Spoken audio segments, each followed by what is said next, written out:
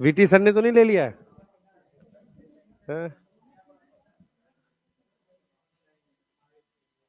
कल तुम्हारी किस्मत अच्छी थी, सर आ गए नहीं? हाँ, मुझे उम्मीद कम थी वैसे।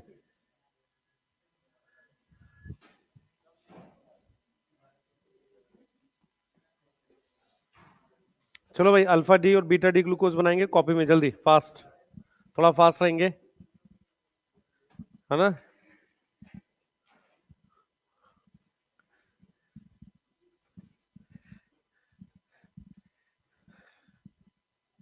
कुछ घर में बैठ के पढ़ रहे होंगे नहीं? सेल्फ स्टडी है सुबह सुबह? अच्छा।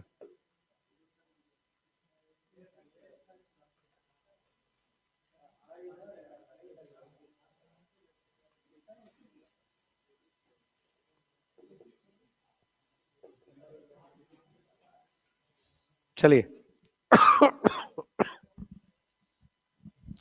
भाई स्टार्ट करते हैं। अल्फा डी और बीटा डी ग्लूकोज बता रहा हूं कैसे बनाना है। दो दो बार बनाएंगे, पहले बार फेयर में बनाएंगे और दूसरी दो बार आपको रफ में बनाना ही है, ठीक है? ऐसे ही मैं आपको alpha D galactose and beta D galactose बताऊंगा, ठीक है? इनके स्ट्रक्चर्स दिखा रहा हूं आपको, ताकि आपको स्ट्रक्चर्स याद हो जाएं और उसी से हम लोग बाकी की चीजें ड्रॉ करेंगे, ठीक है? फिर हमें फ्रक्टोज ड्रॉ करना है, ठीक? एक बार देख लो सारे बच्चे बोर्ड पे, अरे बोर्ड पे ध्यान रख लो भाई, इधर ध्यान देंगे सारे। अल्फा डी और बीटा डी बनाना कैसे है? जैसे सबसे पहले बीटा डी बना रहा हूं मैं, बोर्ड पे देखो सब लोग। बीटा डी ग्लूकोज कैसे बनाना है, यहां से चालू करना है, बोर्ड पे देखेंगे। CH2OH, इससे जस्ट नीचे H, H को ऊपर लेना है, OH को नीचे, OH को ऊपर लेना है, H को नीचे, H को ऊपर लेना है, OH को नीचे। होता यह है कि अगर मैं जैसा ट्रेंड जा रहा है वैसा चला जाऊं, OH ऊपर H नीचे, मतलब OH को ऊपर ही जाना चाहिए था, इसको बीटा डी ग्लूकोज कहते हैं। तो बीटा डी ग्लूकोज में नंबर डाल देता हूं यहां से, ये कार्बोनिल कार्बन की 1 है, ये 2 है, ये 3, 4, 5 और ये 6। ये बीटा डी ग्लूकोज का स्ट्रक्चर है। फिर रिपीट कर रहा हूं, आपने ड्रॉ करना है यहां से ऐसे। अगर आप यहां से ड्रॉ कर रहे हैं CH2OH, H यहां आएगा, H ऊपर, OH नीचे, OH ऊपर, H नीचे, H ऊपर, OH नीचे। बीटा में क्या था? OH ऊपर था, H नीचे था। तो ये जो फर्स्ट कार्बन है, ये वाली कार्बोनिल कार्बन, इस पे H और OH उल्टा हो जाता है, ये अल्फा डी ग्लूकोज है। सबको फर्क समझ में आ रहा है? ये क्या है? अल्फा डी और बीटा डी ग्लूकोज। इनमें कहां पर चेंज है? चेंज कहां पर है?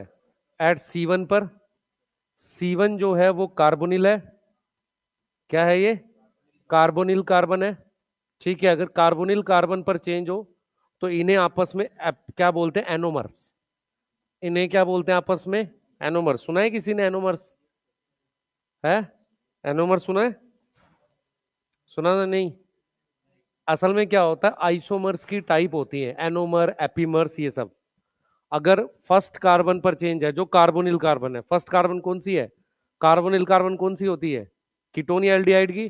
तो इस वाली कार्बन पर अगर ये ऐसे घूम रहा है, अल्फा बीटा बना रहा है, तो उसको क्या बोलते हैं? एनोमर बोलते हैं आपस में। Alpha D glucose beta D को देखो क्या वो कह रहा है, CH2OH ऊपर, H नीचे, H ऊपर, OH नीचे, OH ऊपर, H नीचे, H ऊपर, OH नीचे, फिर OH ऊपर, H नीचे। तो ये अलोंग ट्रेंड है। अलोंग का मतलब हो गया ट्रेंड जैसा लेकर जा रहा है। यहां तक समझ में आ रही है? और ये वाला क्या हो गया? अगेंस्ट ट्रेंड हो गया। अगेंस्ट का मतलब समझ में आता है? आपने क्या किया है, फर्स्ट कार्बन पर चीजों को बदल दिया है, इसलिए इसको अगेंस्ट ट्रेंड लिख रहे हैं। अब सुने ध्यान से, बिल्कुल ऐसा ही बनाना है आपको। CH2OH, इधर क्या लिखोगे? H, फिर H ऊपर है, OH नीचे, OH ऊपर, H नीचे, H ऊपर, OH नीचे। अब यहां पर आपने सेम वैसा ही बना दिया, OH ऊपर H नीचे, तो ये बीटा डी ग्लूकोज हो गया।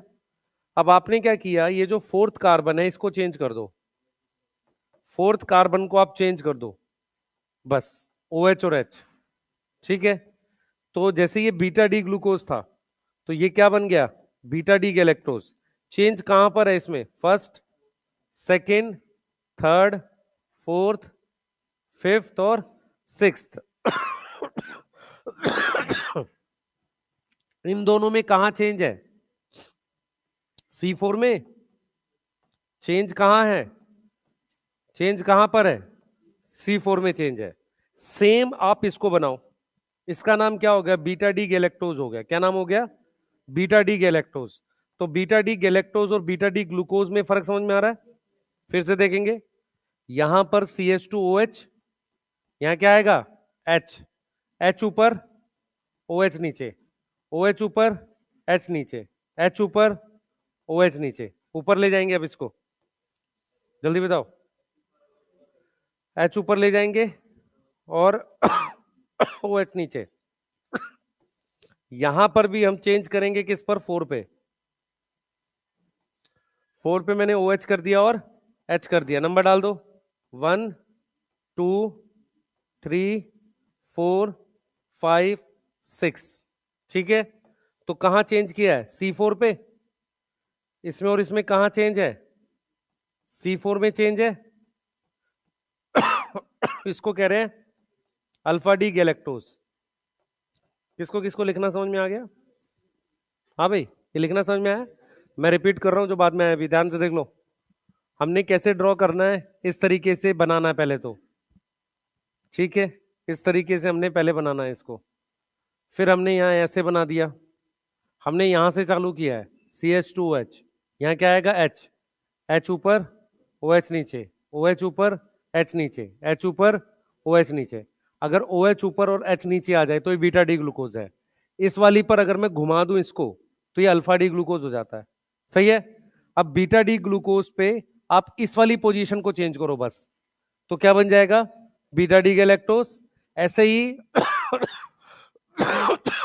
अल्फा डी ग्लूकोज में कहां चेंज कर रहे हैं, फोर्थ पे, इस फोर्थ पे चेंज कर दो, तो क्या बन जाएगा, अल्फा डी गैलेक्टोज। दो दो बार बनाओ कॉपी में, जल्दी से सारे, जल्दी ड्रॉ करो, बिना देखे बनाओ, खुद से बनाएंगे, जल्दी फास्ट।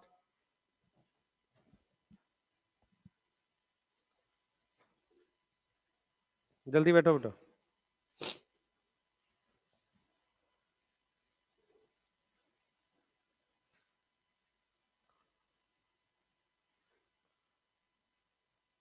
उल्टा क्यों बना रहा भाई, ऊपर से क्यों नहीं बना रहा उसे, ऊपर से नीचे उधर की तरफ क्यों नहीं ड्रॉ कर रहा, नहीं जैसे इधर में पहले CH2OH क्यों नहीं ड्रॉ कर रहा है ना, नहीं तो गलत हो जाएगा, भूल जाएगा, फिर गड़बड़ हो जाएगी। कैसे बनाना भाई अल्फा बीटा, जल्दी करो, है, जल्दी फास्ट।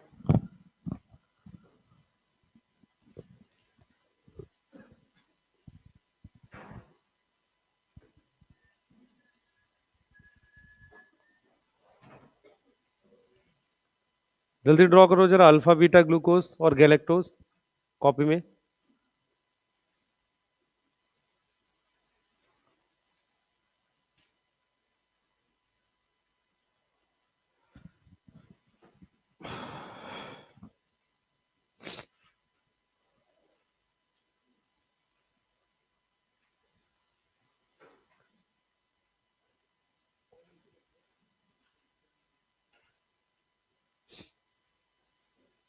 कैसे बनाएंगे अल्फा डी बीटा डी, पता है सबको,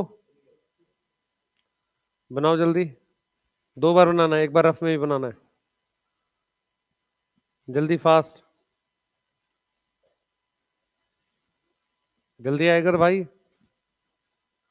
है ना।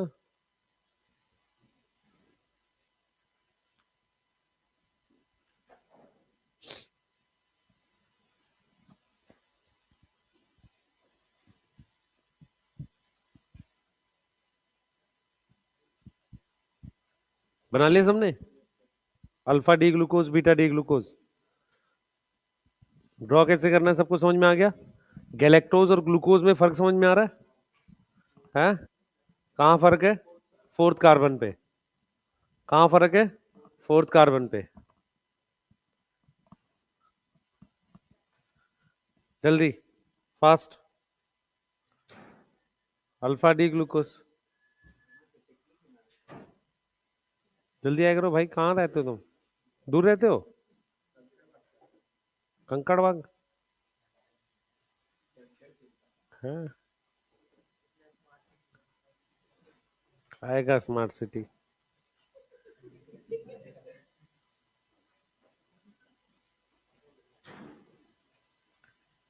जल्दी बनाओ। कैसे बनाना भाई? हाँ, रफ में बना भाई, एक दो बार और। ठीक, रफ में बनाना एक दो बार और। बच्चे आपको बेसिक स्ट्रक्चर्स याद नहीं हुए, दिक्कत फंस जाएगी वहां एग्जाम में। हाँ,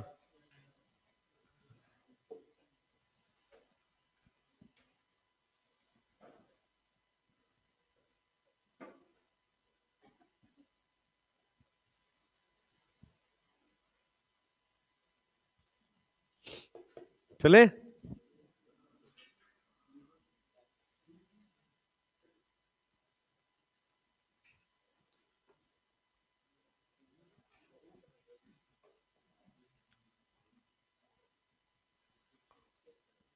क्या हुआ है?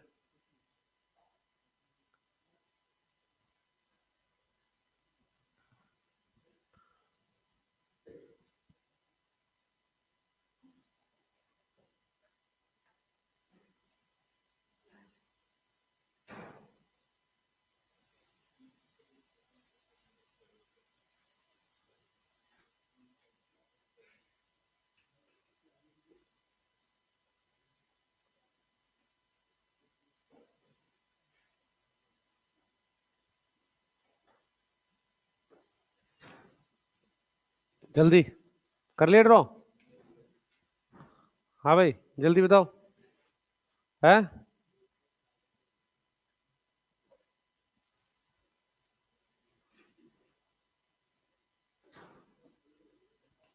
एक बार देखो टेलीग्राम में एक पिक हुआ है, पीडीएफ। तू भाई बना पहले, तुझे नहीं देखना है। कब बनाया? अभी बनाना है?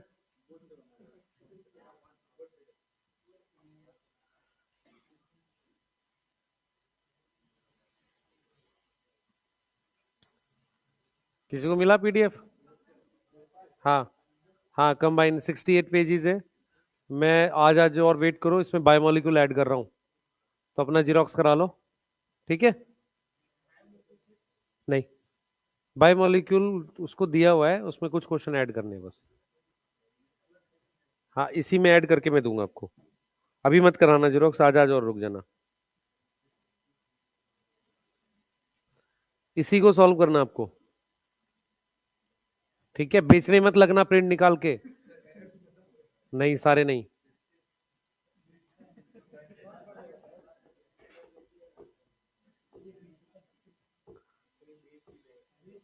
हाँ, कभी तुम प्रिंट निकाल के दूसरी कोचिंग बेच रहे हो। हाँ, इधर देखो पहले, जो बच्चे अभी आए हैं इधर देखो सारे। ये फ्यूरान रिंग है, पायरान है। पायरान। ऐसे ड्रॉ करना है आपको, अल्फा डी और बीटा डी। यहां से चालू करेंगे। CH2OH, H नीचे, H ऊपर, OH नीचे, OH, H, H, OH। अगर ये OH ऊपर चला जाए और H नीचे, नॉर्मल जा रहा है, तो ये बीटा डी ग्लूकोज है। कौन सी कार्बन है? First, second, third, fourth, fifth, six. Beta D glucose क्या है? ये OH नीचे था, यहां से ऊपर चला गया। अल्फा में क्या होगा? आप इसको H और OH कर देंगे, तो ये ट्रेंड के अनुसार जा रहा है। यही चीज हमने यहां लिख दिया है। ये ट्रेंड व्रेंड कुछ है होता नहीं है, ये तो सिर्फ याद करने का तरीका है। और अल्फा में क्या चला जाएगा? अगेंस्ट ट्रेंड जा रहा है, आखिरी वाला, फर्स्ट। तो अगर C1 कार्बन पर चेंज होता है, तो उन्हें आपस में क्या बोलते हैं? एनोमर्स। C1 कार्बन कौन सी कार्बन है? कार्बोनिल। कौन सी कार्बन है? कार्बोनिल।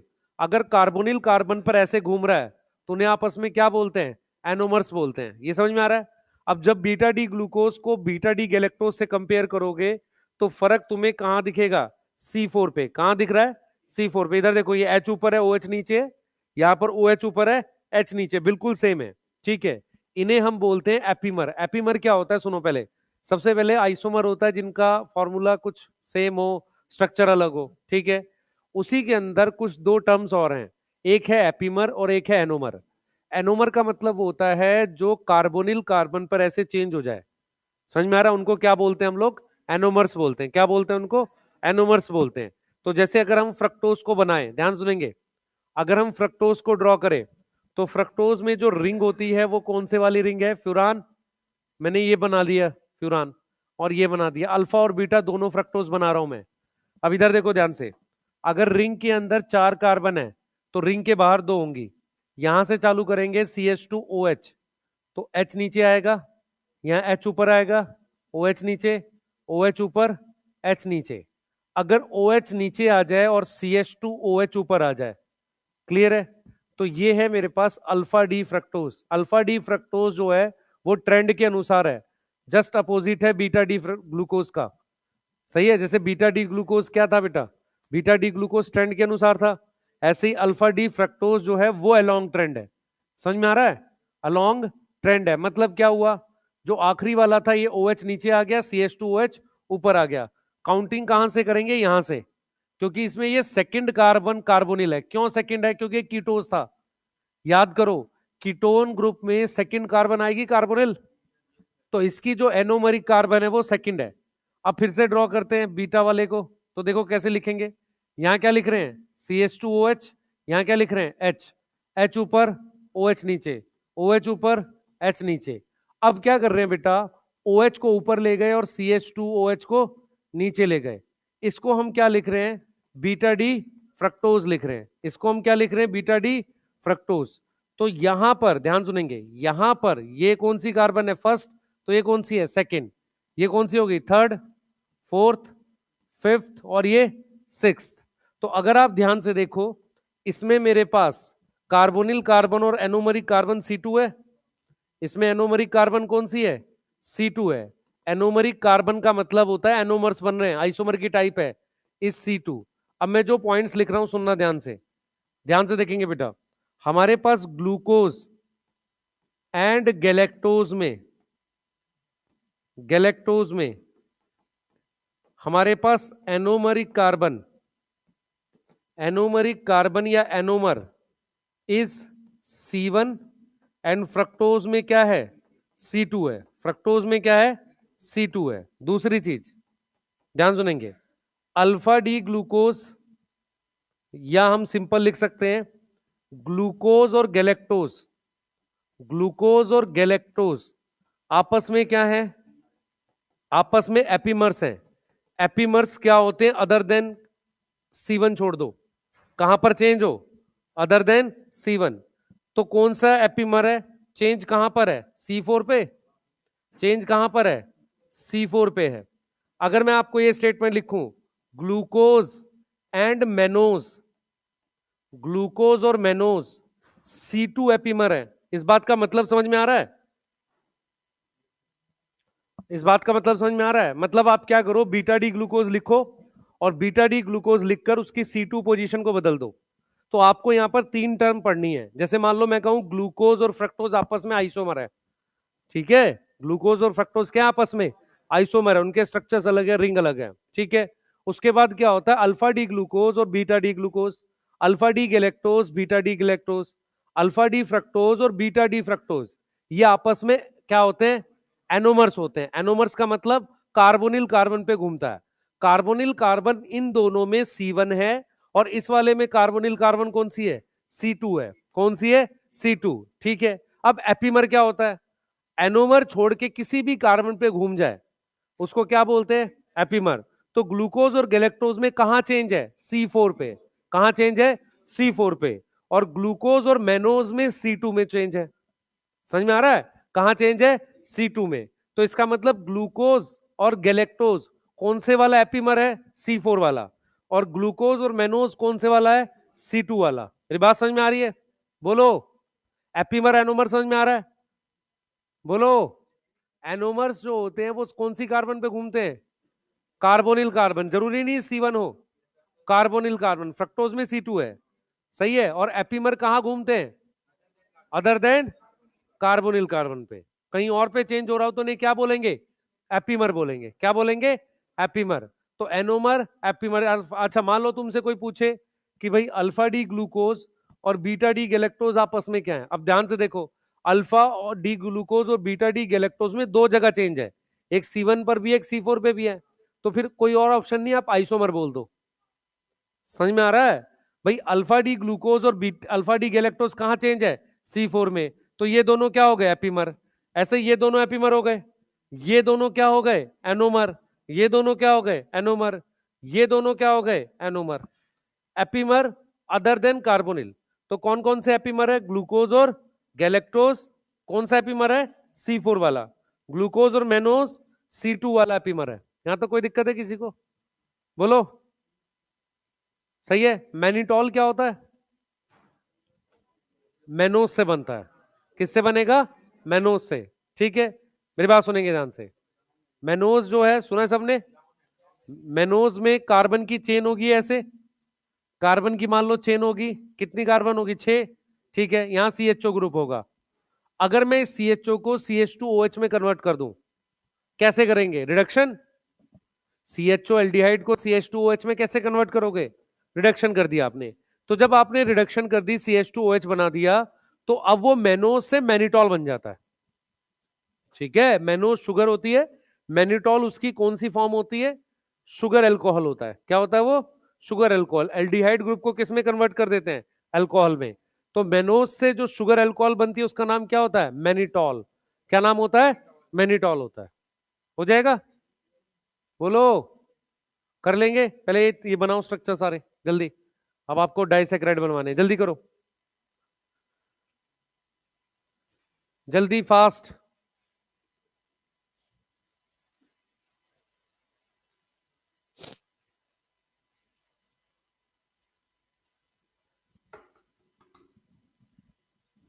एक बार नहीं तो फ्राइडे तक वेट कर लेना इसको जीरोक्स कराने के लिए, वैसे मैं करेक्शंस कर दूंगा जो भी है। ठीक है, करेक्शंस कर दी जाएगी इसकी, डोपा प्राइम की।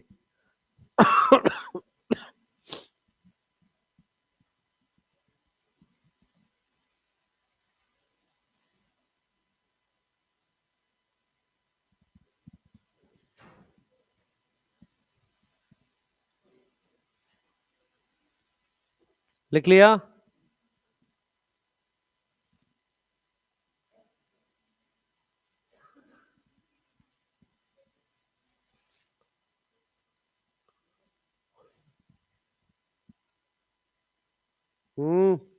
कॉपी कहाँ है बेटा? तो लिख जल्दी। 2 बार बनाना है कम से कम। तुम लोग को बनाना आता नहीं है, बनाते हो नहीं, सीधे एग्जाम में बनाओगे डायरेक्ट, वहां स्ट्रक्चर बने हुए आएंगे, पता चलेगा ही नहीं।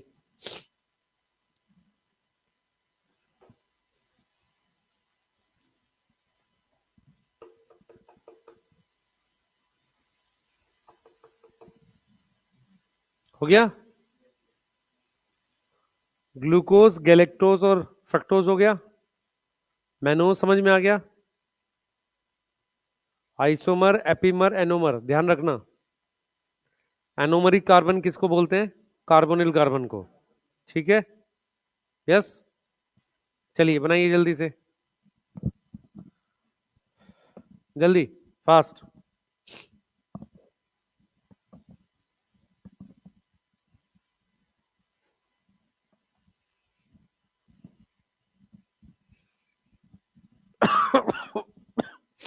लिख लिया?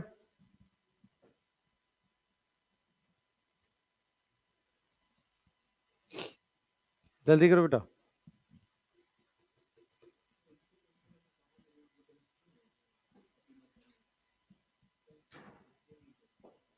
बायो में PYQ में, केमिस्ट्री में आ जाएंगे एनोमर, एपीमर वगैरह। मतलब उतना करा देना है कि आपका केमिस्ट्री का भी लगभग नहीं पड़ जाए। एक आध क्वेश्चन जो जाएगा वो आपका ग्लूकोज के रिएक्शन वाले जो है ना, ग्लूकोज के रिएक्शन होते हैं कुछ, ओसाजोन बनाना और वो सारा। हाँ हाँ, 4-5 रिएक्शन है। एक है कि CH3 COH से शायद रिएक्ट कराते हैं। कितने OH ग्रुप होते हैं ग्लूकोज में?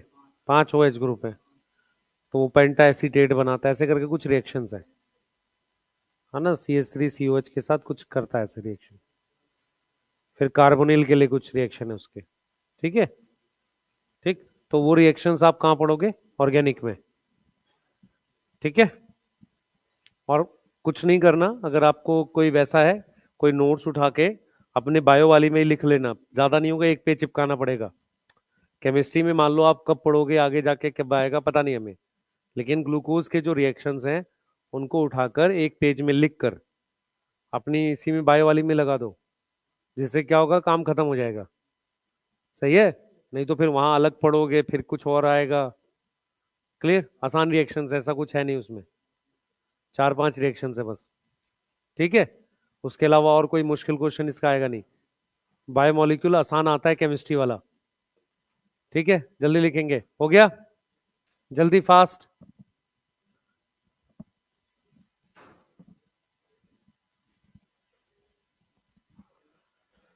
हाँ। चलिए, करें आगे। आ जाओ जल्दी से। चलो, अब हम स्ट्रक्चर जो ड्रॉ कर रहे हैं डाइसैकेराइड्स के कर रहे हैं। ठीक है, हम लोग डाइसैकेराइड्स के स्ट्रक्चर ड्रॉ कर रहे हैं। ठीक। सबसे पहले अपनी कॉपी में खुद से बनाएंगे। ये मैंने अल्फा डी ग्लूकोज बनाने हैं 2। ये 2 अल्फा डी ग्लूकोज बनाने हैं और फिर इनको जोड़ देना है। 2 अल्फा डी ग्लूकोज बनाने के लिए जो बच्चे बाद में आए हैं, तरीका देख लो और प्लीज कोशिश करो एक सिंगल तरीका रखो, नहीं तो क्या होगा, आपको याद नहीं होगा एग्जाम में। यहां से ऊपर से स्टार्ट करेंगे, CH2OH, फिर यहां पे क्या आएगा, H, H ऊपर, OH नीचे, OH ऊपर,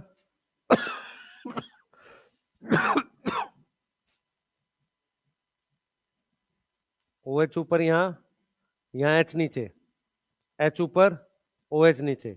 बिल्कुल वैसा ही ड्रॉ कर दिया आखिरी वाले में।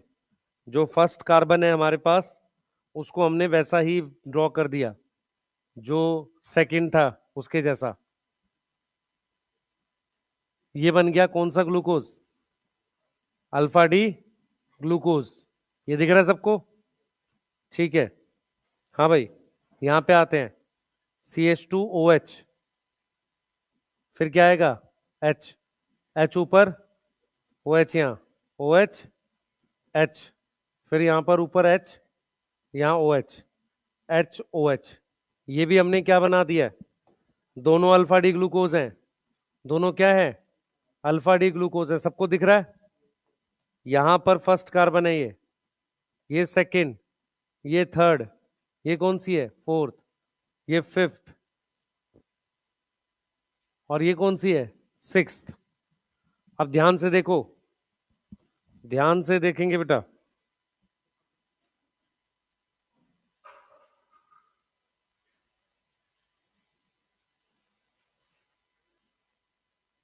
मैंने क्या किया है, यहां से पानी निकल गया है, ये वाला बॉन्ड बन गया, -H2O लिख दिया है, तो यहां पर ये बॉन्ड बन गया ऐसे।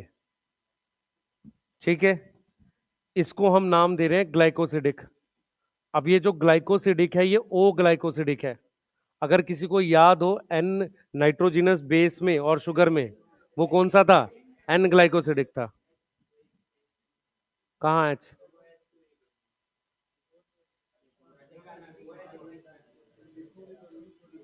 क्या चीज बेटा? यहाँ पे ये है। हाँ, अच्छा, वहां पे दोनों एच पे सर्कल कर दिया, कोई बात नहीं यार, वो तो उसमें से तू -H2O निकाल लेना। ठीक है, मेरी बात सुनो, इस कंपाउंड का नाम क्या है? माल्टोज। क्या नाम है? माल्टोज। ठीक है, माल्टोज में कौन सी लिंकेज है? हाँ भाई, माल्टोज की लिंकेज बताओ। α1,4 लिंकेज, α1,4 ग्लाइकोसिडिक लिंकेज। देख लो इधर, मेरी बात सुनो, ये 1 है और ये 4 है, दिख रहा है सबको? तो माल्टोज में लिंकेज कौन सी आ गई? α1,4। अब मेरी बात सुनना ध्यान से, ये पहला डाइसैक्राइड है जो आपको याद करना है। तुम लोग जो हमारे पास एंजाइम होता है सलाइवरी अमाइलेज, वो अल्फा अमाइलेज होता है, ठीक है, क्योंकि वो α1,4 लिंकेज तोड़ सकता है। समझ में आ रहा है? जो सलाइवरी अमाइलेज होता है वो कौन सा अमाइलेज होता है? अल्फा अमाइलेज होता है। इसका मतलब वो α1,4 लिंकेज तोड़ सकता है। क्लियर है? तो वो स्टार्च को भी डाइजेस्ट करता है, तो माल्टोज बनता है, और जब माल्टोज को तोड़ते हैं तो 2 ग्लूकोज बनते हैं, और वो दोनों ग्लूकोज कौन से हैं? अल्फा डी ग्लूकोज है। कौन से हैं वो? Alpha D glucose. इतनी बात समझ में आ रही है? अब हम लोग लिख रहे हैं लैक्टोज। लैक्टोज मिल्क शुगर होती है, ठीक है, उसके अलावा कहीं नहीं मिलती। तो लैक्टोज हमारे पास मिल्क शुगर होती है, उतनी स्वीट टेस्ट में होती नहीं है ये। तो जो मिल्क शुगर होती है लैक्टोज, उसको लिखने का सही तरीका क्या है, पहले सुनो ध्यान से। सबसे पहले आप यहां पर लिखेंगे बीटा डी ग्लूकोज, ये रहा, और उसके आगे लिखेंगे beta D galactose. Direct galactose लिखने में दिक्कत है, तो हम क्या करेंगे, पहले बीटा डी ग्लूकोज लिखेंगे ऐसे। तो यहां पर CH2OH आ गया, इधर H आ गया, H ऊपर, OH नीचे, OH ऊपर, H नीचे, H और OH, OH ऊपर चला जाएगा। ये वाला कौन सा हो गया? Beta D glucose. क्या हो गया? Beta D glucose. ये 1 हो गया, 2, 3, 4, 5 और 6। अब बिल्कुल ऐसा ही ड्रॉ करना है, फर्क सिर्फ कहां रखना है? C4 पे। कहां फर्क रखना है? C4 पे। तो CH2OH H, बाकी सेम वैसे ही ड्रॉ कर दो, OH H, बाकी इधर H OH, आगे ऊपर OH H। कहां फर्क बताया था? C4 पे। तो यहां पर क्या कर देंगे ऊपर? OH और H। ये क्या हो गया? Beta D galactose. और ये क्या है? Beta D glucose. यहां तक समझ में आ रही है? अब क्या करेंगे, इसमें से भी पानी निकल जाएगा, दोनों में से। क्लियर है? ऐसे। तो जो मेरे पास ये स्ट्रक्चर बनेगा, ये लैक्टोज है। तो लैक्टोज अगर आप ध्यान से देखो, लैक्टोज में दोनों बीटा हैं, दोनों हमारे पास क्या है? बीटा है बेटा। ये लैक्टोज बन गया हमारे पास। दोनों हमारे पास क्या है? बीटा है यहां पे। ठीक है, दोनों हमारे पास क्या है? बीटा है। ठीक है, अब इसको चाहो तो लिखने का तरीका देखो, मैं आपको समझाता हूं। ये मेरे पास गैलेक्टोज है, तो मैंने गैलेक्टोज लिखा, फिर बीटा लिखा, फिर 1 लिखा। वो किसके साथ जुड़ रहा है? ये 1 है ना। ये किसके साथ जुड़ रहा है? 4। वो भी बीटा है, और उसके आगे ग्लूकोज लिख दो। समझ में आ गया? गैलेक्टोज का क्या है? बीटा 1 है, फिर 4 है, बीटा ग्लूकोज। चाहो तो इसको β14 लिंकेज डायरेक्ट भी लिख सकते हो, क्योंकि दोनों शुगर बीटा ही है। यस, ये किसका स्ट्रक्चर हो गया? लैक्टोज का। अच्छा, इसका फॉर्मूला क्या आएगा?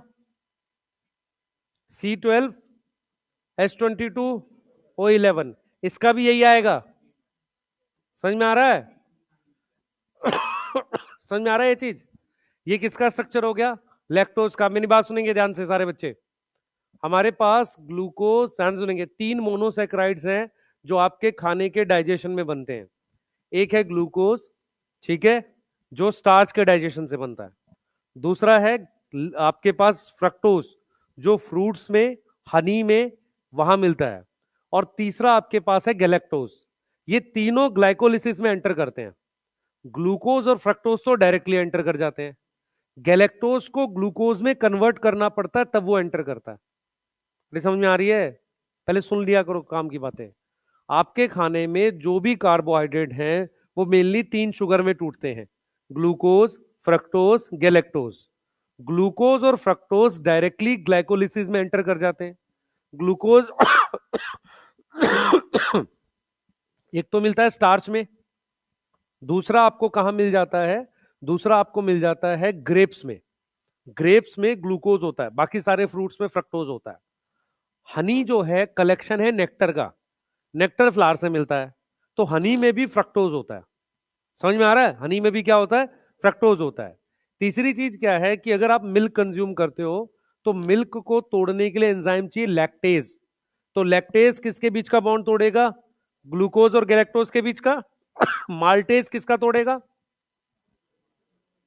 दो ग्लूकोज के बीच का। समझ में आ रहा है? ठीक है। पॉइंट ये है कि ग्लूकोज और फ्रक्टोज सेल के अंदर जाके डायरेक्टली ग्लाइकोलिसिस में एंटर कर जाता है, लेकिन जो गैलेक्टोज है उसको ग्लूकोज में कन्वर्ट करने के लिए एक दो एंजाइम चाहिए होते हैं, तब जाके वो किस में एंटर करता है? ग्लाइकोलिसिस में। भाई ग्लूकोज और फ्रक्टोज तो डायरेक्ट हेक्सोकाइनेज काम करता है, सुना है किसी ने हेक्सोकाइनेज? डायरेक्टली काम करता है, वो एंटर कर जाएगा। पॉइंट ये है कि अगर गैलेक्टोज ग्लूकोज में कन्वर्ट नहीं हुआ तो गैलेक्टोज यूज नहीं हो पाएगा। ठीक है। प्रॉब्लम कहां आती है? एक जेनेटिक डिसऑर्डर होता है जिसे हम कहते हैं गैलेक्टोसीमिया। गैलेक्टोसीमिया एक जेनेटिक डिसऑर्डर है जिसमें गैलेक्टोज ग्लूकोज में कन्वर्ट नहीं हो पाता। अब वो डिसऑर्डर बड़े पर्सन को प्रॉब्लम नहीं करेगा, प्रॉब्लम करेगा बच्चों को। जो 6 महीने से छोटे होते हैं, इन्फेंट्स होते हैं, जिनको मेन खाना मिल्क है, उनको शुगर कौन सी मिलेगी? मिल्क शुगर, लैक्टोज मिलेगी। तो उनको किस पे निर्भर है? वो ग्लूकोज और गैलेक्टोज पे निर्भर है। अगर उनके पास वो एंजाइम नहीं है जो गैलेक्टोज को किस में कन्वर्ट करता है? ग्लूकोज में। तो उनको दिक्कत होगी एनर्जी की। समझ में आ रहा है? वो जेनेटिक डिसऑर्डर है जिसे हम क्या बोलते हैं? गैलेक्टोसीमिया, जिसमें गैलेक्टोज किस में कन्वर्ट नहीं हो पाता? ग्लूकोज में। बड़े लोगों में दिक्कत नहीं है उस एंजाइम की, मान लो नहीं है तो नहीं है। समझ में आ रहा है? नहीं होगा यूज गैलेक्टोज, क्योंकि हम लोग स्टार्च इतना खा लेते हैं तो चल जाएगा काम। छोटा बच्चा स्टार्च नहीं खा रहा है। समझ में आ रहा है? 6 महीने के बाद खिलाते हैं ना अनाज, ऐसे ही कुछ होता है ना? कुछ कटोरी आती है कहीं से, है ना? हाँ, चांदी की कटोरी आएगी तो खाएंगे। हाँ, तो उसकी जगह डंडा आना चाहिए बचपन में। सुनो ध्यान से, ये समझ में आ गया? ये क्लियर है? बोलो, ये क्लियर है? अच्छा, दूसरी चीज सुनना ध्यान से। आप लोग एक काम की बातें सुनो। आप लोग जो भी एंजाइम है, सुनना, आप लोग जो भी एंजाइम है, स्टार्च को जब डाइजेस्ट करते हो तो स्टार्च माल्टोज में टूट जाता है। ठीक है। स्टार्च से माल्टोज तोड़ने के लिए एंजाइम एक तो सलाइवा में है। ठीक है, सलाइवा में है, उसको कह रहे हैं अल्फा माइलेज। ठीक है, या सलाइवरी माइलेज। दूसरा वो हमारे पास पेनक्रियाटिक जूस से आता है जो ड्यूडिनम में काम करता है। एक्चुअल में क्या होता है? ड्यूडिनम में हमारे पास कुछ एंजाइम वो होते हैं जो इंटेस्टिनल जूस के आते हैं। इंटेस्टिनल जूस के एंजाइम इस विलाई जैसे स्ट्रक्चर पे लगे हुए होते हैं। मेरा पॉइंट सिर्फ इतना है आपको समझाने का कि अगर स्टार्च बड़ी चीज है उसको तोड़ रहे हैं तो उसके लिए एंजाइम आ रहा है सलाइवा से और पेनक्रियाटिक जूस से। टूटी हुई चीज को तोड़ के जल्दी से एब्जॉर्ब करने के लिए हमारे पास एंजाइम आता है इंटेस्टिनल जूस से। मतलब फॉर एग्जांपल क्या हुआ? अमाइलेज आ रहा है पेनक्रियाटिक जूस से, माल्टेज आ रहा है इंटेस्टिनल जूस से। क्यों? क्योंकि माल्टेज क्या करेगा? इसी इसी लेयर से रिलीज होगा सेल से, और माल्टोज को तोड़ के जल्दी से पहले एब्जॉर्ब करा लेगा। तो एंजाइम दो तरीके से काम करते हैं। एक जो यहां बीच में कहीं काम कर रहे हैं, एक सतह पे काम कर रहे हैं। जो सरफेस पे काम कर रहे हैं ये वो एंजाइम होते हैं जो टूटी हुई चीज को डाइजेस्ट करते हैं ताकि वो जल्दी से एब्जॉर्ब हो जाए। तो जितने भी ये वाले एंजाइम है, सुक्रेज, माल्टेज, लैक्टेज, ये सरफेस पे होने चाहिए ताकि वो जल्दी से मोनोसेक्राइड बनाए और वो कहां एब्जॉर्ब हो जाए? वहीं पर अंदर एब्जॉर्ब हो जाए। समझ में आया किसी को? ये बात समझ में आई? तो जो भी तुम्हारे पास इंटेस्टिनल जूस के एंजाइम्स हैं वो कैसे होंगे? डाइसेक्राइड्स को तोड़ने वाले होंगे ताकि मोनोसेक्राइड बनकर वो जल्दी से, क्योंकि इंटेस्टिनल जूस के एंजाइम किससे निकलेंगे? इंटेस्टाइन की दीवार से, और उसके बाद खाना वहीं पे एब्जॉर्ब भी होना है। तो दो तरह के एंजाइम होते हैं, एक ल्यूमिनल, ल्यूमिनल मतलब बीच में काम करते हैं, वो किसके होंगे? पेनक्रियाटिक जूस के। एक होते हैं सरफेस एंजाइम, सरफेस मतलब इंटेस्टाइन की सतह पे काम करेंगे। वो एंजाइम होने चाहिए जो टूटी हुई चीज को तोड़े, जैसे माल्टोज को तोड़े, लैक्टोज को तोड़े, सुक्रोज को तोड़े। समझ में आ रहा है? अरे बोलो। ठीक है, ये उससे रिलेट होता है आपका। अब तो चलो डाइजेशन हटा दिया, पर ऐसा तो नहीं है ना कि आगे मान लो एमबीबीएस में आ गए तो वहां डाइजेशन आएगा ही नहीं, ऐसा तो नहीं है। नहीं, वो तो आना ही है। हाँ, कोई और ऑप्शन ही नहीं है। सबसे ज्यादा बीमारी पेट की है, सबसे ज्यादा डॉक्टर ही गैस्ट्रिक के मिलेंगे। हाँ, आ जाओ इधर, देखो भाई, सुक्रोज बना रहे हैं। बोर्ड पे ध्यान देंगे।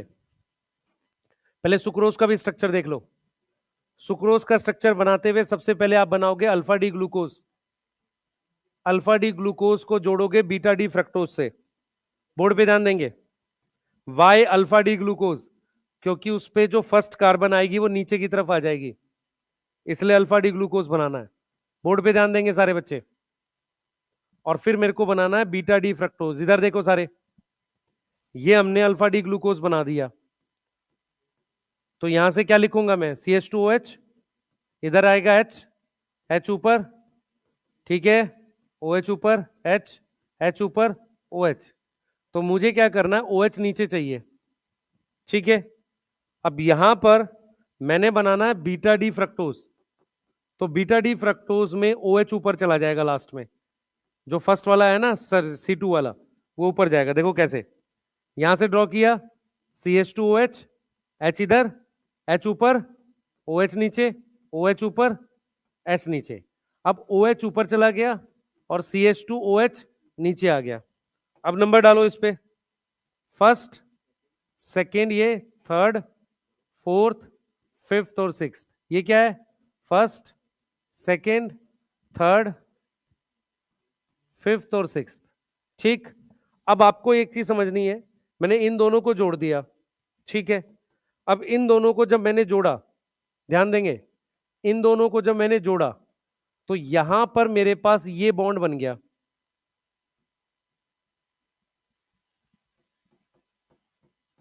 अगर आप ध्यान से देख सको, ये वाली कार्बन सेकंड है, ये वाली फर्स्ट है, ये स्ट्रक्चर है सुक्रोज का। सुक्रोज जो होती है वो केन शुगर होती है, केन मतलब शुगर केन से मिलती है, इसी को टेबल शुगर कहते हैं। टेबल मतलब टेबल पर रखी रहती है, ठीक है। ये टेबल पे रखने वाला काम जो है वेस्टर्न कंट्री का है, हमारे यहाँ नहीं रखते टेबल पे शुगर, खा जाएगा। हाँ, नहीं नहीं नहीं रखते भाई, हाँ, सब चीनी से रोटी खाने लगता है। हाँ, इधर देखो बेटा, सुनो ध्यान से।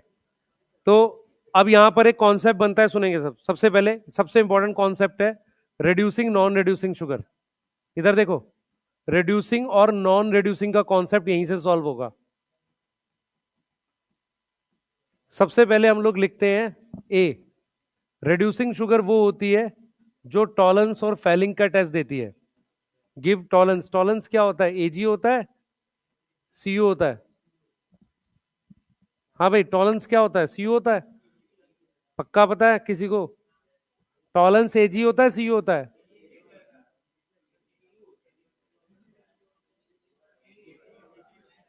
भाई मैं केमिस्ट्री का टीचर नहीं हूं, मैं इसलिए तुमसे पूछ रहा हूं। एजी है, सीयू है टॉलरेंस? एजी है। अरे यार नालायक हो तुम लोग भाई, भाई साहब, मेरे को तो खुद याद नहीं है, मेरे को क्यों याद होगा ये? अरे मैं कराया था, मुझे याद नहीं है, मैं कंफ्यूज हूं इसलिए पूछ रहा हूं। तुम लोग क्या पढ़ते हो यार? एजी है टॉलरेंस है, नालायक। एजी +1 से एजी बनेगा, ये रिडक्शन है। फैलिंग, फैलिंग्स जो है वो Cu2+ से +2 से Cu+1 बनेगा। देखो मेरी बात सुनो ध्यान से, ये दोनों रिडक्शन हो रही है। जो टॉलरेंस और फैलिंग का टेस्ट देता है उसको इधर देखो, काम की चीज सुनो पहले, जिससे क्वेश्चन आएगा। इधर देखो सारे, इधर देखो, जितने भी मोनोसेक्राइड हैं उसकी एनोमरिक कार्बन, ये फर्स्ट यहां पे, फर्स्ट यहां पर और सेकंड यहां पर टेस्ट दे देंगे, किसका, टॉलरेंस का और फैलिंग का। मतलब क्या हुआ कि अगर किसी की कार्बोनिल कार्बन फ्री है, फ्री का मतलब किसी के साथ बॉन्ड नहीं बनाया, तो वो टॉलरेंस और फैलिंग का टेस्ट देता है। तो जितने भी मोनोसेक्राइड है, ग्लूकोज, गैलेक्टोज, फ्रक्टोज, मैनोज, वो सारे टॉलरेंस और फैलिंग का टेस्ट देते हैं। टेस्ट देने का मतलब क्या है, वो उसको रिड्यूस कर देते हैं। जैसे Ag+ है, Ag+ से वो सिल्वर मिरर बना देगा, Ag बना देगा, सही है। कॉपर +2 से क्या बना देगा, कॉपर +1 बना देगा। तो रिड्यूसिंग शुगर वो होती है जिसकी जो एनोमरिक कार्बन है, या हम बोल सकते हैं जिसकी जो कार्बोनिल कार्बन है वो फ्री है टेस्ट देने के लिए। कार्बोनिल कार्बन क्या है, फ्री है क्या करने के लिए, टेस्ट देने के लिए। Free to give test, test का मतलब रिएक्ट कर जाएगा किससे, किससे, टॉलरेंस और फैलिंग से। क्लियर है, सही है। अब जरा सुने ध्यान से, इसके एग्जाम्पल में हमारे पास मोनोसेक्राइड आ जाएंगे, ऑल मोनोसेक्राइड। क्या नाम है उनके? हाँ भाई, क्या क्या नाम है? ग्लूकोज, हाँ, फ्रक्टोज, गैलेक्टोज, मैनोज, ये सारे आ गए। उसके अलावा ध्यान से देखें, उसके अलावा बेटा आपके पास ये दोनों जो हैं, आप ध्यान से देखो, ये C1 है यहां पर, ये क्या है? C1 है। अब इसकी C1 यूज हो गई बॉन्ड बनाने में, इसके साथ इसकी C1 यूज हो गई बॉन्ड बनाने पर, ये वाला तो फ्री है, ये वाला तो फ्री है। समझ में आ रहा है? तो अगर आपसे पूछा जाए कि माल्टोज में कौन देगा टॉलेंस और फैलिंग का, ये देगा। अगर इसकी पूछा जाए लैक्टोज में, तो ग्लूकोज जो है उसका C1 देगा टेस्ट। लेकिन अगर आप सुक्रोज ध्यान से देखो, ये वाली कार्बोनिल कार्बन और ये वाली कार्बोनिल कार्बन दोनों किस में इन्वॉल्व हैं? बॉन्ड बनाने में। इसलिए सुक्रोज क्या है? नॉन रिड्यूसिंग होता है। ये समझ में आ रहा है? सुक्रोज नॉन रिड्यूसिंग क्यों है? क्योंकि ये भी कार्बोनिल थी, ये भी कार्बोनिल थी, तो जो भी कार्बोनिल कार्बन है वो कहां पे इंट्रोड्यूस, कहां पे इन्वॉल्व हो गई? बॉन्ड बनाने में। तो इसलिए उसको क्या बोल रहे हैं? नॉन रिड्यूसिंग बोल रहे हैं। तो नॉन रिड्यूसिंग शुगर किसको बोल रहे हैं बेटा? सुक्रोज को बोल रहे हैं। किसको बोल रहे हैं? सुक्रोज को बोल रहे हैं। जो क्या है, कहां इन्वॉल्व है? इन्वॉल्व इन किसमें? बॉन्ड फॉर्मेशन में। किसमें इन्वॉल्व है? बॉन्ड फॉर्मेशन में। क्या यहां तक समझ में आ रही है सबको? किसमें इन्वॉल्व है? बॉन्ड फॉर्मेशन में। कौन सी कार्बन? कार्बोनिल कार्बन की बात हो रही है। अब मेरी बात सुनेंगे ध्यान से। हमारे पास एक होता है रेफिनोज, इधर देखेंगे सारे, एक होता है रेफिनोज, ध्यान से सुनना। ये फर्स्ट है ग्लूकोज का, ये फ्रक्टोज है, फ्रक्टोज का क्या है? ये सेकंड है, ये फर्स्ट है।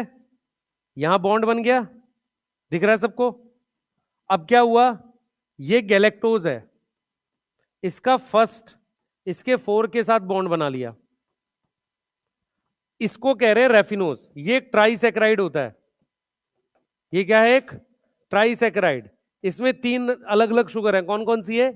Galactose, glucose, fructose. अब देखो ध्यान से, किसकी किसकी कौन कौन सी कार्बोनिल कार्बन है।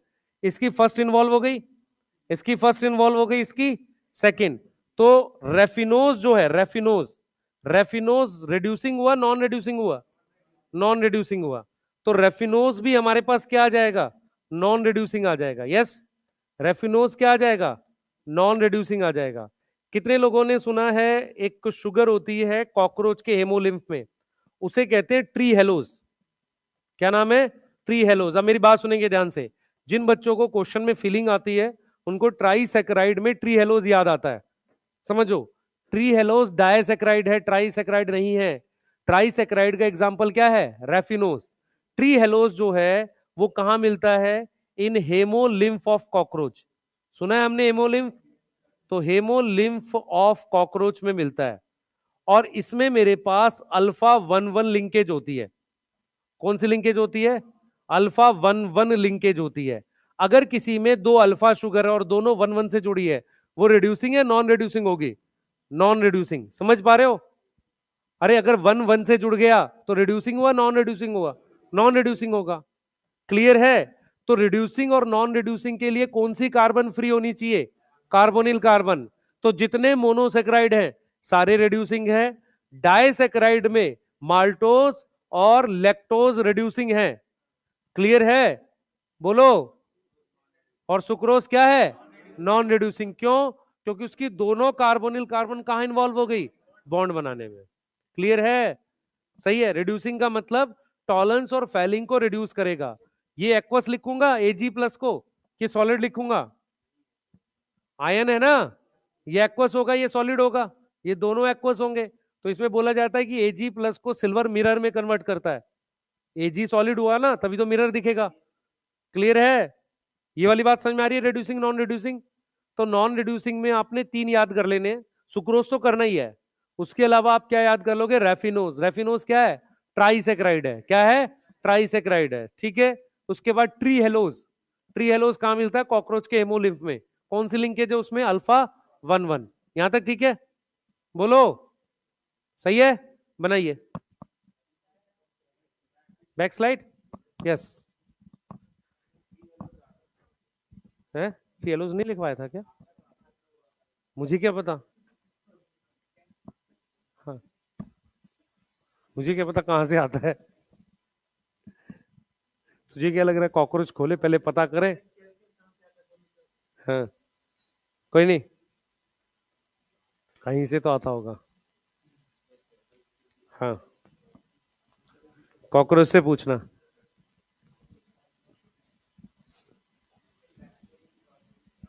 वही है लैक्टोज इंटॉलरेंस। वो शुगर डाइजेस्ट नहीं होगी। अगर शुगर डाइजेस्ट नहीं होगी ना, तो एब्जॉर्ब नहीं होगी। ठीक है, उसको लैक्टोज इंटॉलरेंस कहते हैं। लैक्टेज एंजाइम नहीं होता है। मिल्क जो होता है उसमें क्या क्या चीजें हैं? एक प्रोटीन है, एक शुगर है, एक फैट है। तो शुगर जो होती है वो डाइजेस्ट होनी चाहिए। बच्चों में होती है वो डाइजेस्ट, बड़ों में नहीं होती। ठीक है, रेनिन तो प्रोटीन के लिए चाहिए, शुगर को तोड़ना है।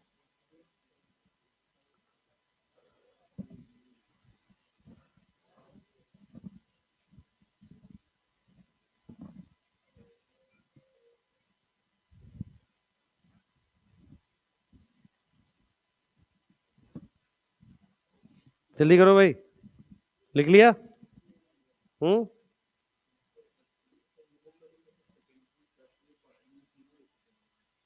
मिलेगा पर फाइनल स्ट्रक्चर क्वाटनरी है। क्या देखने को मिलेगा? तीनों। क्या होता है क्वाटनरी? फर्क है दोनों बातों में। लिख लिया भाई? हैं? कुछ बच्चे बैठे बैठे सो रहे हैं भाई, लिख लो, काम आएगा ये सब।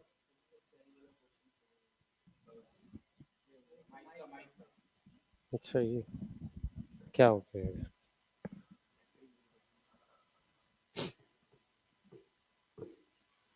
जल्दी करो, फास्ट।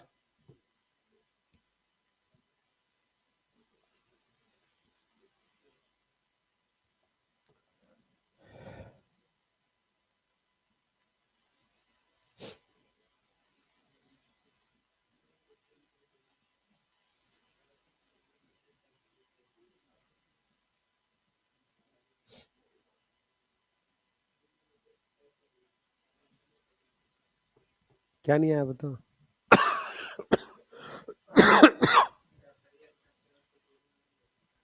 जिसको 2D में देख सकते हैं? क्या बोलना चाह रहा? 3D बोलेगा? है? पता नहीं।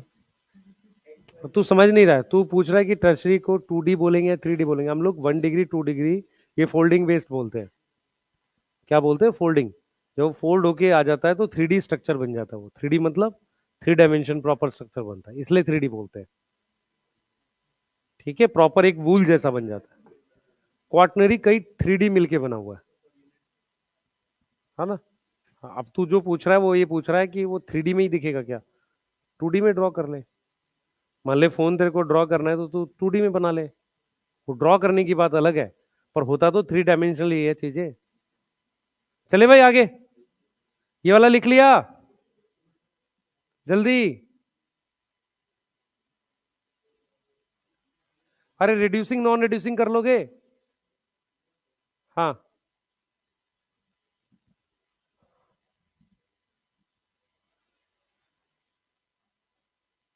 कौन सा एंजाइम है जो रिड्यूसिंग को नॉन रिड्यूसिंग में, सॉरी, नॉन रिड्यूसिंग को रिड्यूसिंग में कन्वर्ट कर देगा? कोई एंजाइम दिख रहा है मुझे तो, सुक्रेज। सुक्रेज क्या करेगा? सुक्रोज को तोड़ देगा ग्लूकोज और फ्रक्टोज में। तो सुक्रोज क्या हो गया? Non reducing. ग्लूकोज और फ्रक्टोज क्या हो गया? रिड्यूसिंग हो गया। कर लेंगे ये वाला? बोलो। हाँ, चलिए नेक्स्ट लिखिए जल्दी से। ये वाला लिखो स्लाइड, जल्दी। रिड्यूसिंग नॉन रिड्यूसिंग जल्दी करो भाई, ये नोट्स रिवाइज करके जाने हैं, क्वेश्चन आएंगे इनसे।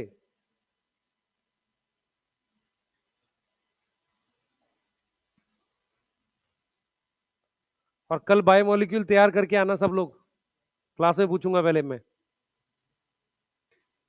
ठीक है भाई? है? कल पढ़ के आएंगे। कल क्या है, मास बंक है। तुम बंक करके दिखाओ। हाँ, कौन कौन है ये? तुम लोग को बुला कौन रहा है, कहां पर? हाँ, इधर उधर मत जाना, बैग लेके रोड पे दिख रहा है, पीट रहा है सब। हाँ, कभी तुम को बीपीएससी का समझ के मारने लगे। हाँ हाँ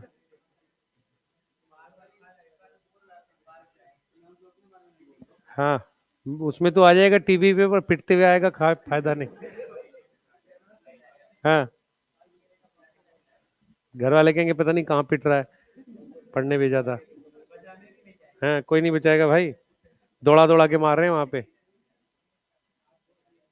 हाँ, है, डाइसैक्राइड है। नहीं जाना भाई कोई कहीं। हाँ।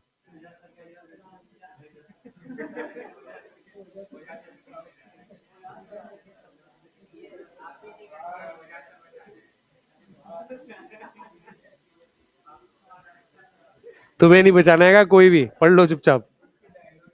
हाँ,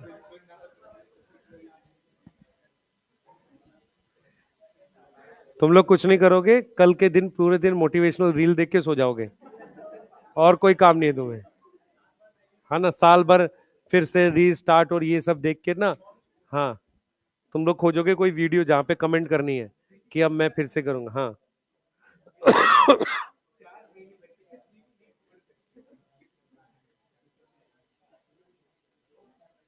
चले भाई, कोई ऐसा है जिसने अभी भी स्टार्ट करना बाकी है? अब तो नहीं होगा बेटा, है ना। स्टार्ट हो जाएगा, सिलेक्शन नहीं होगा। स्टार्ट तो तुम एक दिन पहले कर लो, ये किसने मना किया? सही है, सिलेक्शन नहीं होता एक जैसे।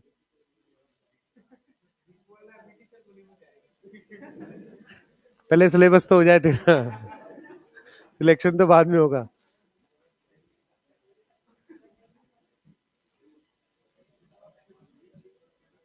जल्दी लिखो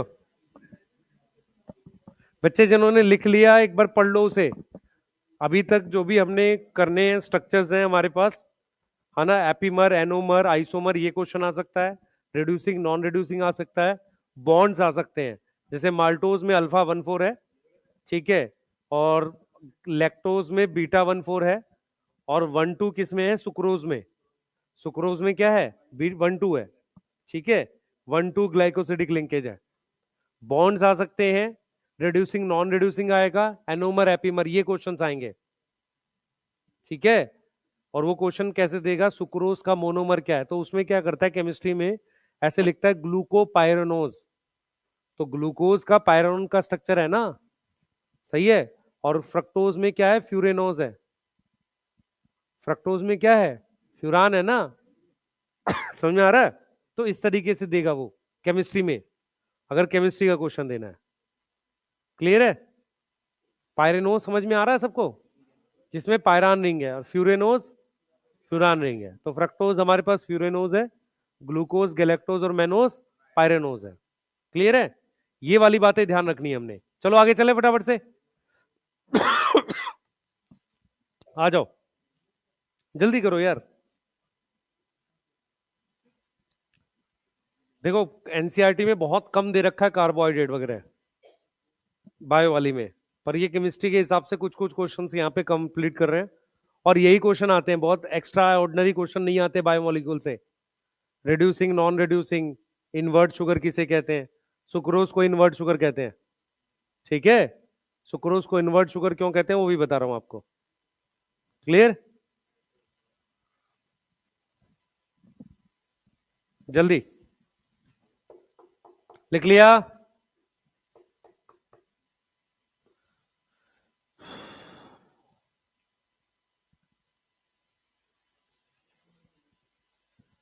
जल्दी करो बेटा।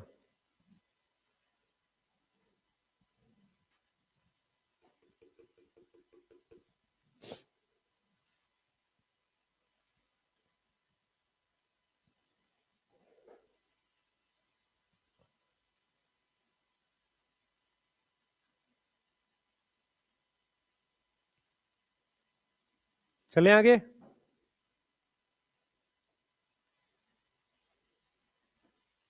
एपीमर याद रहेगा, एनोमर और आइसोमर, ये ध्यान रखना।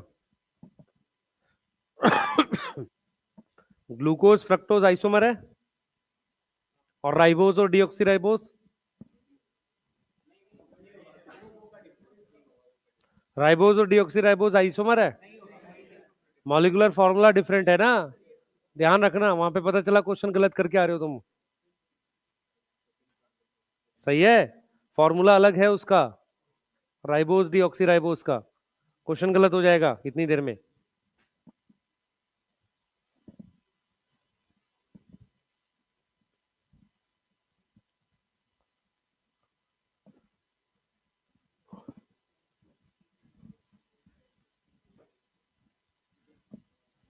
चलो भाई,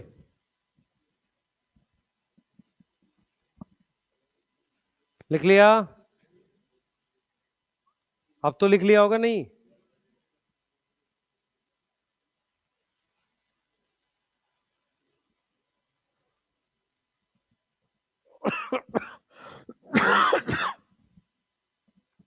ट्राइसैकेराइड याद रखेंगे, रेफिनोज है, ठीक है। ट्री हेलोज क्या है? डाइसैकेराइड है। कौन सी लिंकेज है? 1 1, ठीक है। सुक्रोज आपके पास डाइसैकेराइड है, ठीक है। नियम क्या है कि कौन सा कार्बन फ्री होना चाहिए? Carbonyl carbon. कौन सा कार्बन फ्री होना चाहिए? कार्बोनिल कार्बन, ठीक है।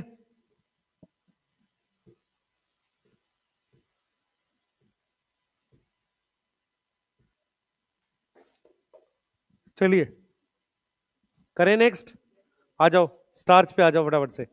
पॉलीसेक्राइड्स के स्ट्रक्चर ड्रॉ कर रहे हैं, और यहां से क्वेश्चन सबसे ज्यादा आएंगे बायो में। पॉलीसेक्राइड, हाँ भाई, पॉलीसेक्राइड क्या होते हैं? जिनमें काफी ज्यादा क्या हो? एन ग्लाइकोसिडिक लिंकेज हो। सबसे पहला पॉइंट इसमें याद रखेंगे, ये मुझे मिलेगा एसिड इनसॉल्युबल पूल में।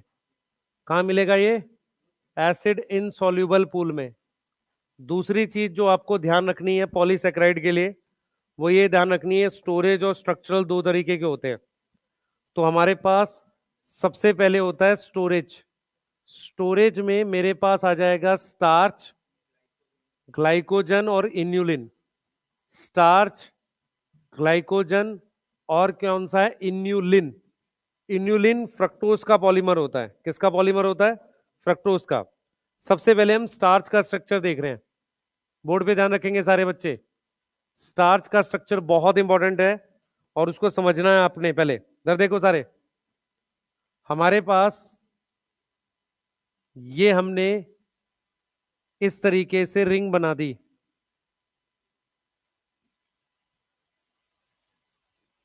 ध्यान से देखेंगे सारे बच्चे,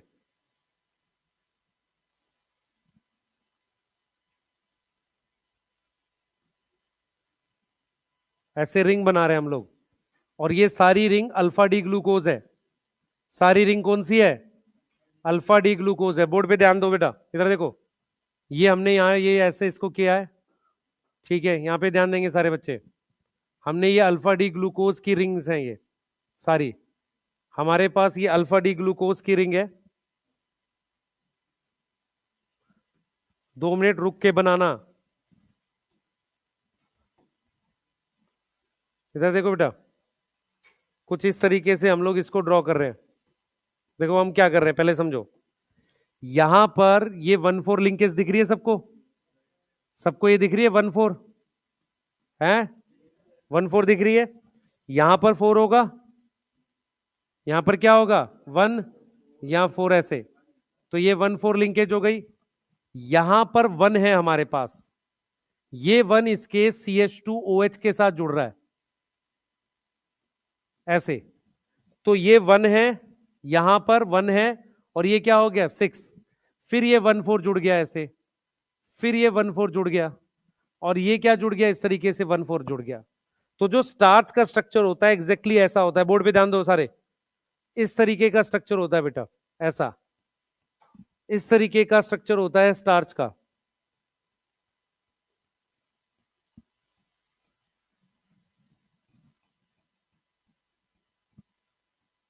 आप देखिए ध्यान से, आप क्या बना रहे हैं यहाँ पे। हमारे पास स्टार्च का जो स्ट्रक्चर है कुछ इस तरीके का है, जहां पर ये जो लिंकेज है ये हमारे पास 1,4 है।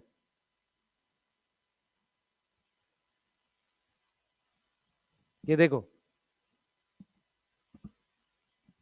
हमारे पास ये जो लिंकेज है ये सारे ग्लूकोज हैं। कौन से ग्लूकोज है? Alpha D. तो ये वाली जो लिंकेज है, ये वाली, ये सारी लिंकेज कौन सी है? 1,4 है। ये सारी कौन सी है? 1,4 है। सारी ये 1,4 है। ठीक है, ये सारी 1,4 लिंकेज है बेटा। ये जो स्टेट चेन की लिंकेज है ये सारी 1,4 है। सबको दिख रहा है? ठीक है, अब सुनना ध्यान से। इसका यहां पर 1 इसके 6 के साथ जुड़ गया है, तो ये जो ब्रांचिंग है ये 1,6 है। ये दिख रहा है सबको? ये ब्रांचिंग क्या हो गई? 1,6। और ये वाली क्या हो गई? अल्फा 1,4। अब मुझे एक चीज बताओ जरा, अगर मैं इसको ऐसे तोड़ दूं, जब मैं डाइजेशन करूं और इसको अलग कर दूं ऐसे, ये माल्टोज है। सबको दिख रहा है? ये क्या है? माल्टोज है। तो स्टार्च जो होता है, ध्यान सुनेंगे, स्टार्च में ये वाला जो पॉइंट है, देखो ध्यान सुनना, ये वाला जो पॉइंट है ये 4 है। सबको समझ में आ रहा है? इधर वाला पॉइंट क्या होगा? 4। इस वाले का ये 1 होगा। किसी को समझ में आ रहा है? ये वाला 1 होगा। एनसीईआरटी ने क्या लिखा है सुनना, केमिस्ट्री वाली एनसीईआरटी कहती है कि जो पॉलीसैकेराइड्स होते हैं वो नॉन रिड्यूसिंग होते हैं, क्योंकि अगर आप ध्यान से देखो इधर सबके 4 एंड है, ठीक है, सिर्फ इस वाले का 1 है। तो इन जनरल पॉलीसैकेराइड को नॉन रिड्यूसिंग बोलती है केमिस्ट्री की एनसीईआरटी। बायो की एनसीईआरटी कहती है कि उसका ये जो राइट हैंड साइड है ये वाला, ये रिड्यूसिंग है, और ये वाली साइड क्या है? नॉन रिड्यूसिंग है। बात समझ में आ रही है? रिड्यूसिंग नॉन रिड्यूसिंग के लिए डाया पॉली का मतलब नहीं है, कार्बोनिल कार्बन हमें फ्री चाहिए C1 वाली। अरे समझ में आ रहा है? क्लियर है? इसी को अगर आप और ज्यादा वैसे बनाओगे स्ट्रक्चर्स को, तो ये कुछ इस तरीके का बनेगा। ध्यान से देखो बेटा, कुछ इस तरीके का बनेगा स्ट्रक्चर ये। अगर आप इसको देखो ये ऐसा दिखेगा। ये दिख रहा है ये चीज? ये समझ पा रहे हो? इस तरीके का दिखेगा ऐसा। अब इसमें क्या होता है, इसमें ये जो आगे वाला हिस्सा है ये वाला हिस्सा जो होता है ये वाला, ये इस तरीके से हेलिक्स बना लेता है। ये क्या बना रहा है? ऐसे हेलिक्स बना रहा है। इसमें आयोडीन फंस जाता है। क्लियर है? इसमें क्या होता है? आयोडीन ट्रैप हो जाता है, और वही उसी की वजह से ब्लू ब्लैक कलर आता है। तो आप क्या करोगे, आपको ये समझना पड़ेगा कि ये इतना पार्ट जो है, इतना वाला पार्ट, इसको कहते हैं अमाइलोज। ये अमाइलोज होता है, और ये वाला पार्ट अमाइलोपेक्टिन होता है। तो अगर आप ध्यान से देखो, ये जो अमाइलोज है, इस अमाइलोज जो होता है, एक तो ये सॉल्युबल होता है क्योंकि हाइड्रोजन बॉन्ड बनाता है, ये 20% पार्ट होता है स्टार्च का। और दूसरी चीज, इसमें जो लिंकेज होती है वो सिर्फ अल्फा 1,4 होगी। देखो कोई ब्रांचिंग इन्वॉल्व नहीं है इसमें। ये ब्रांचिंग है, ये दिख रहा है? इसको क्या बोलते हैं? अमाइलोपेक्टिन। क्या बोलते हैं? अमाइलोपेक्टिन बोलते हैं। ये 80% पार्ट ऑफ स्टार्च होता है, और ये इनसॉल्युबल होता है। कैसा होता है ये? इनसॉल्युबल होता है। अगर स्टार्च का 80% पार्ट इनसॉल्युबल है तो स्टार्च इनसॉल्युबल हो जाती है। दूसरा, इसमें अल्फा 1,4 लिंकेज भी है और अल्फा 1,6 भी है। मेरी बात समझ में आई? बोलो। तो आपको यहां पर क्या क्या पॉइंट समझना है? आपको यह समझना है कि हमारे पास जो स्टार्च होता है, स्टार्च में दो कंपोनेंट हैं। एक अमाइलोज है, ठीक है, जिसमें कौन सी लिंकेज है? अल्फा 1,4। ठीक, अल्फा क्या है? 1,4 है। दूसरा, वो हेलिक्स फॉर्म करता है, और हेलिक्स की वजह से उस स्ट्रक्चर को क्या बोलते हैं? सेकेंडरी। क्या बोलेंगे? Secondary structure. क्योंकि हेलिक्स बनता है, जैसे उसमें बनता है प्रोटीन में अल्फा हेलिक्स, ऐसे स्टार्च में क्या बन गया? हेलिक्स बन गया। क्लियर है? इसमें क्या ट्रैप होता है बेटा? आयोडीन ट्रैप होता है। क्या ट्रैप होता है? आयोडीन ट्रैप होता है। उसके बाद मेरे पास जो दूसरा पार्ट है वो मेरे पास अमाइलोपेक्टिन है। वो मेरे पास क्या है? अमाइलोपेक्टिन है। तो जो अमाइलोपेक्टिन है वो अल्फा 1,4 है और अल्फा 1,6 है। यहां तक समझ में आ रही है? ठीक है। अब आपने मान लो स्टार्च खा लिया, सुनना ध्यान से, आपने स्टार्च खा लिया। जब स्टार्च खाओगे तो अल्फा अमाइलेज कौन सा बॉन्ड तोड़ेगा? अल्फा 1,4। अगर वो यहां से तोड़ेगा तो ग्लूकोज बनेगा, और अगर वो यहां से तोड़ेगा तो माल्टोज बनेगा। यहां तक समझ में आ रहा है? बोलो। अगर वो सिंगल बॉन्ड तोड़ दे यहां पे जाके, यहां से, तो क्या बनेगा? ग्लूकोज। अगर वो इसको तोड़ दे तो माल्टोज बन जाएगा। ये समझ में आ रहा है? लेकिन वो ये बॉन्ड नहीं तोड़ पाता, अल्फा 1 6। ठीक है? अल्फा 1 6 वाला जो दो ग्लूकोज होता है ना, उसको कहते हैं आइसोमाल्टोज। क्या बोलेंगे? आइसोमाल्टोज। तो जब आप कभी हायर क्लासेस में डाइजेशन पढ़ोगे तो आपको पढ़ाया जाएगा कि आपके इंटेस्टिनल जूस में माल्टेज और आइसोमाल्टेज होते हैं। समझ में आ रहा है? माल्टेज क्या तोड़ेगा? अल्फा 1 4। और अल्फा 1 6 कौन तोड़ेगा? आइसोमाल्टेज। समझ में आ रहा है? क्योंकि अल्फा 1, देखो एंजाइम स्टीरियो स्पेसिफिक होता है। स्टीरियो स्पेसिफिक मतलब शेप स्पेसिफिक होता है। तो जो अल्फा अमाइलेज है वो सिर्फ कौन सा बॉन्ड तोड़ सकता है? अल्फा 1 4। समझ में आ रहा है? वो सिर्फ कौन सा बॉन्ड तोड़ सकता है? अल्फा 1 4 लिंकेज तोड़ सकता है, अल्फा 1 6 नहीं तोड़ सकता। तो इसीलिए जब स्टार्च का डाइजेशन होता है तो उसमें ग्लूकोज और माल्टोज बनता है। ठीक है? लास्ट में जाके जहां जहां ब्रांचिंग है वहां पर क्या बच जाएगा? 1 6 बच जाएगा। तो दो दो ग्लूकोज अगर 1 6 से जुड़ी हुई है उसको हम क्या नाम देते हैं? आइसोमाल्टोज। मतलब एक तरीके से माल्टोज का आइसोमर है। समझ में आ रहा है? बोलो। अच्छा, आइसोमाल्टोज रिड्यूसिंग होगा नॉन रिड्यूसिंग होगा? रिड्यूसिंग, क्योंकि 6 वाले का 1 फ्री होगा। अरे बोलो। ये चीज समझ में आ रही है? बेटा सारा रटोगे नहीं ना, आप रट नहीं पाओगे सारा। बायोमोलिक्यूल में डाटा बहुत है, अगर आप रटने जाओगे तो इतना डाटा है दुखी हो जाओगे। अब ऐसे ही अगर मैं कंपेयर करूं इसको, ध्यान सुनेंगे, अगर मैं कंपेयर करूं ग्लाइकोजन को, तो ग्लाइकोजन और स्टार्च में एक बेसिक डिफरेंस होता है। ग्लाइकोजन और स्टार्च में एक बेसिक डिफरेंस होता है। देखो क्या है? स्टार्च कुछ इस तरीके का है, ऐसा, और ग्लाइकोजन जो है वो ऐसा है। आपको लगेगा ग्लाइकोजन जल्दी ब्रांच हो रहा है। ठीक है? क्लियर है? अच्छा, अगर मैं ये चीज हटा दूं, अगर मैं ये चीज हटा दूं इतना, तो ये ग्लाइकोजन ही बन गया एक तरीके से। तो इसका मतलब ये हुआ कि जो हमारे पास स्टार्च है, स्टार्च में दो कंपोनेंट है। एक हमारे पास अमाइलोज है, देखो इधर ध्यान से बेटा, ये अमाइलोज है, और ये वाला क्या है? अमाइलोपेक्टिन है। यस, ये अमाइलोज है, ठीक है, और ये वाला क्या है? अमाइलोपेक्टिन है। यस, और इसको हम क्या बोल रहे हैं बेटा? ग्लाइकोजन बोल रहे हैं। तो ग्लाइकोजन जो है ये सिमिलर टू अमाइलोपेक्टिन है, यही लिखा है एल्गी में। एल्गी में क्या लिखा है? Floridean starch is similar to amylopectin and glycogen. समझ में आ रहा है? तो ग्लाइकोजन की भी लिंकेज अल्फा 1 4 और क्या हो गया? अल्फा 1 6 हो गई। बताओ, समझ में आ रहा है? बताओ। अल्फा 1 4 1 6 हो गई, जो सिमिलर टू क्या हो गया? अमाइलोपेक्टिन हो गया। ये ज्यादा ब्रांच है स्टार्च से, मोर ब्रांच देन स्टार्च। यस और नो? ये क्या है बेटा?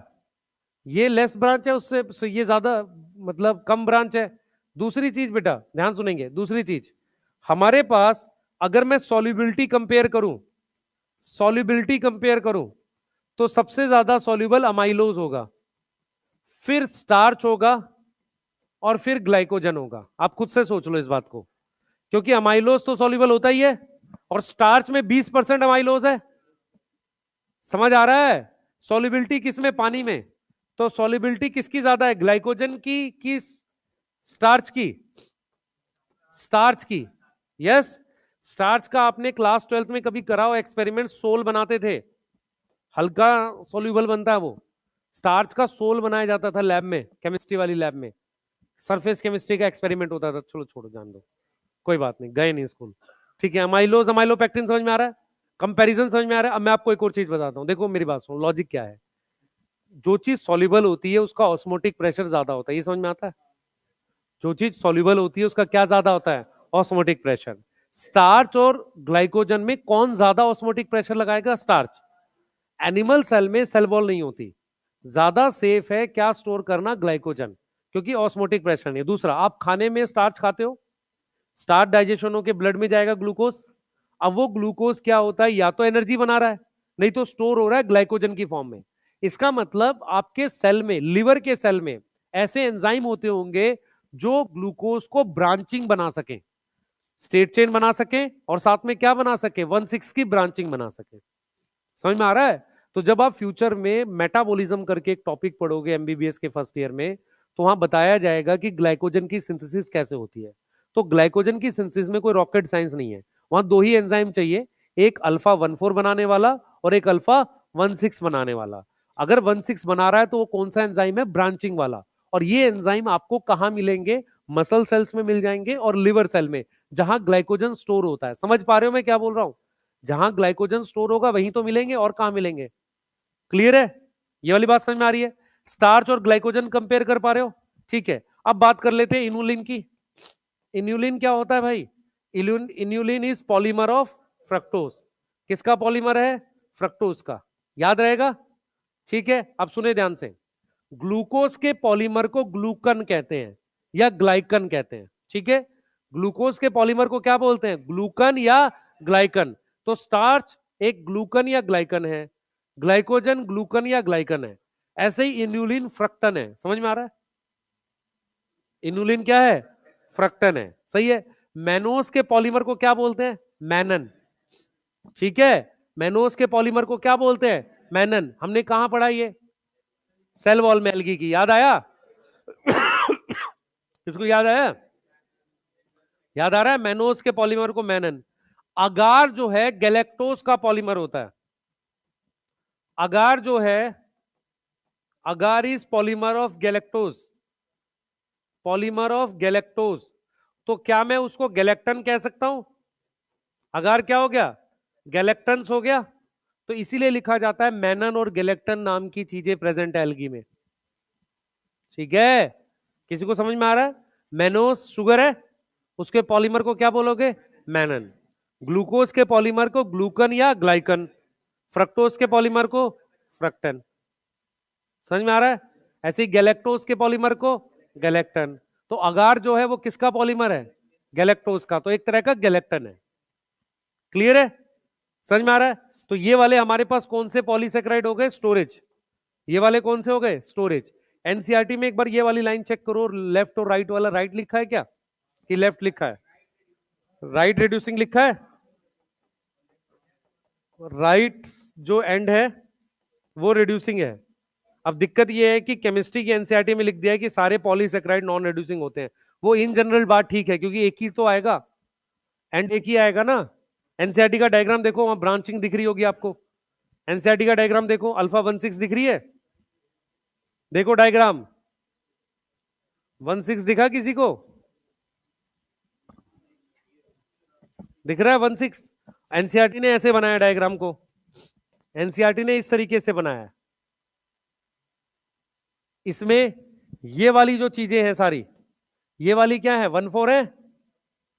सही है, ये सब क्या है? 1,4। और जहां पर ये ब्रांचिंग है वो क्या है? 1,6 है। ऐसा बना रखा है। समझ में आ रहा है बेटा आपको ये? इसका क्या मतलब भाई? यही डायग्राम, यही तो है ये। ठीक है, ब्रांचिंग 1,6 है और स्ट्रेट चेन क्या है? 1,4। क्लियर? सही है। ग्लाइकोजन और स्टार्च में क्या डिफरेंस है? ज्यादा ब्रांच कौन है? ग्लाइकोजन। क्लियर है? बनाओ जल्दी से, जल्दी जल्दी फास्ट।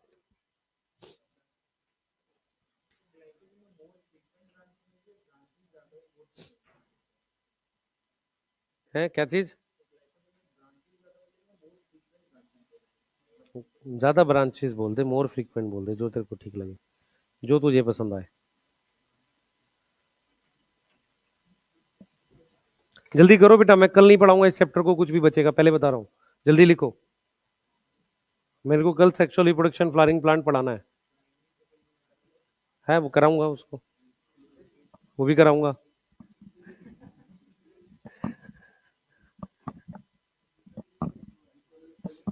है क्या होता है? माइलोज जो होता है वो सॉल्युबल होता है पानी में। पैलेट जो चीज नीचे बैठ जाए, ये वाटर इनसॉल्युबल में आएगा ना। कौन से पूल में आएगा? पॉलीसेक्राइड आता है वाटर इनसॉल्युबल उसमें। क्या नाम है जो एसिड इनसॉल्युबल में? यस। ट्राइक्लोरो एसिटिक एसिड जो है ना, हाँ हाँ, ट्राइक्लोरो एसिटिक एसिड जो है वो acid in muslin muslin cloth है। हाँ, चलिए, इसका एक्सपेरिमेंट करने के लिए वीटी सर की लैब में जाना पड़ेगा नहीं? ट्राइक्लोरो एसिटिक एसिड उनकी लैब में शायद मिल जाए। है, आग लगाने के लिए। है, हाँ हाँ बेटा, हाँ, नहीं सिंपल शुगर है।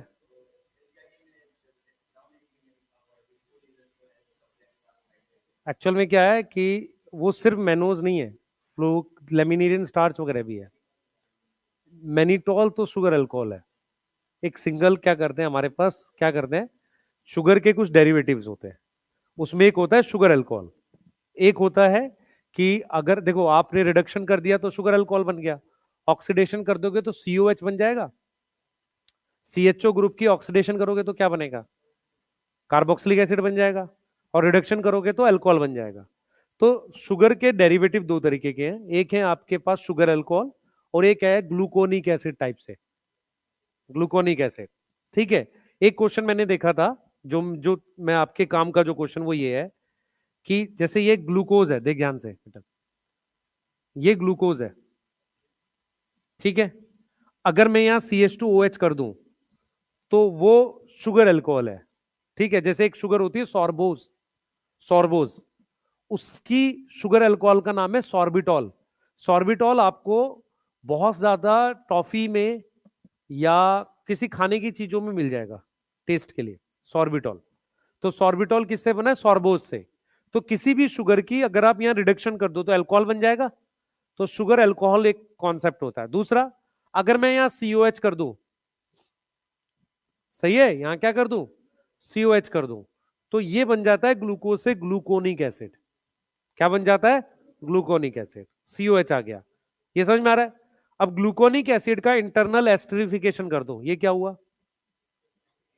COH ग्रुप है, ग्लूकोज में OH भी है, COH बना दिया हमने, OH ग्रुप है, OH और COH में कौन सा बॉन्ड बनेगा, ईस्टर। तो मैं क्या करूं, यहां पे OH लेके इसको इसके साथ जोड़ दूं, इसको कहते हैं विटामिन सी, एस्कॉर्बिक एसिड।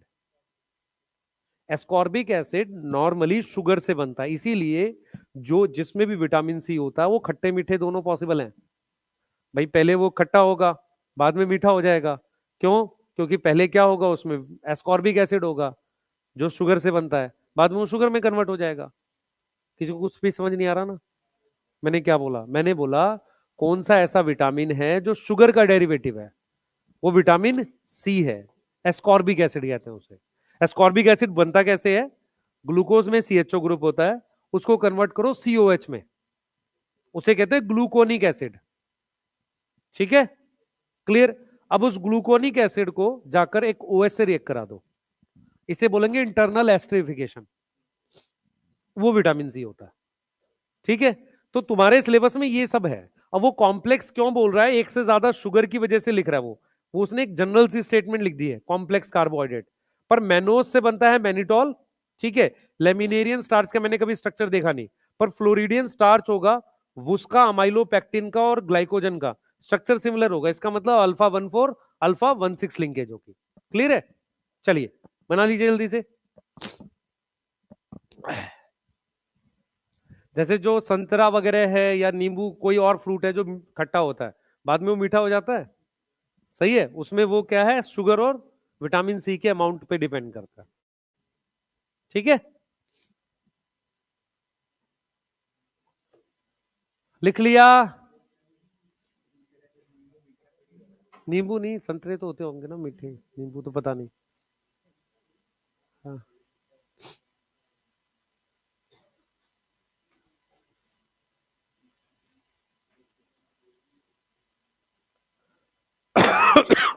बना लिया भाई, दोनों। फ्रक्टोज फ्रूट सोर्स है इसलिए बोल रहे होंगे, मीठा है दोनों तो, मतलब फ्रक्टोज ज्यादा मीठा होता है, टेस्ट वाइज सबसे ज्यादा मीठा जो होता है फ्रक्टोज होता है। ठीक है। अच्छा तो दोनों ग्लाइकोलाइसिस में आ जा रहा है, अच्छा कैसे है?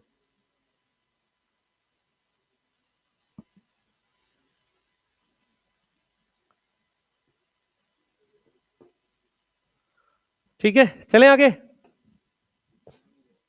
टाइम अभी है बेटा, अभी तुम लोग जियोगे कुछ दिन बहुत। ठीक है, हाँ। हैं? हाँ, अगले साल अब पढ़ोगे तुम लोग ना। हाँ।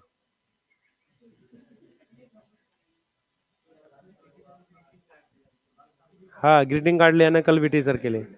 हाँ। ठीक है। और उस पे वो लिख के लाना जो तुम लिख के आते थे, डब्बे में डब्बा, शायरी वाला सब।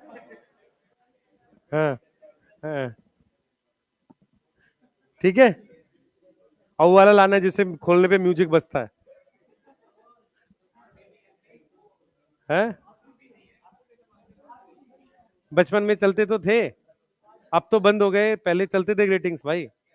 हाँ, रिलेटिव वेट करते थे कि ग्रीटिंग आएगा, हम लोग खरीद के लाते थे, 10 रुपए का, 5 रुपए का, हाँ तो खरीद के लाते थे, बेचते थे, म्यूजिक वाला बजता था। कौन खोलता उतना? दो चीजें चलती थी पहले, एक राखी पे राखी भेजा जाता था, और ग्रीटिंग उस पे। अब तो सब बंद हो गया, अब लोग तो फॉरवर्ड मैसेज चला देते हैं। चलो भाई, ये वाला लिखो जल्दी, ये वाला लिखो, सेलुलोज बनाना है हमें। जल्दी करो जल्दी, कुछ नहीं हुआ अभी, जल्दी करो। बीएन सर लेट आए आज, अभी लेट आएंगे वो। हाँ, सर्विस से लेट कहाँ आए थे? अच्छा, सर्विस सर, बोलो उनको, बोलो तो उनको बोलो कि एक बार हमें लिखा हुआ नोट्स दे दो।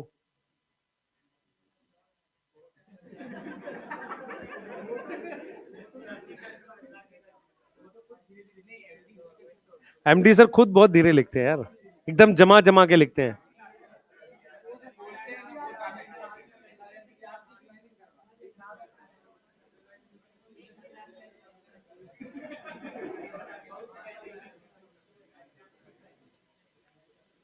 जल्दी लिख भाई, जल्दी लिख। हाँ।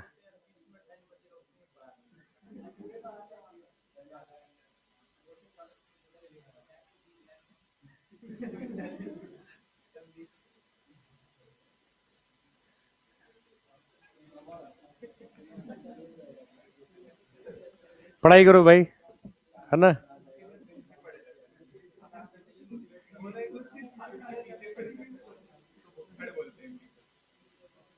चलो कोई नहीं।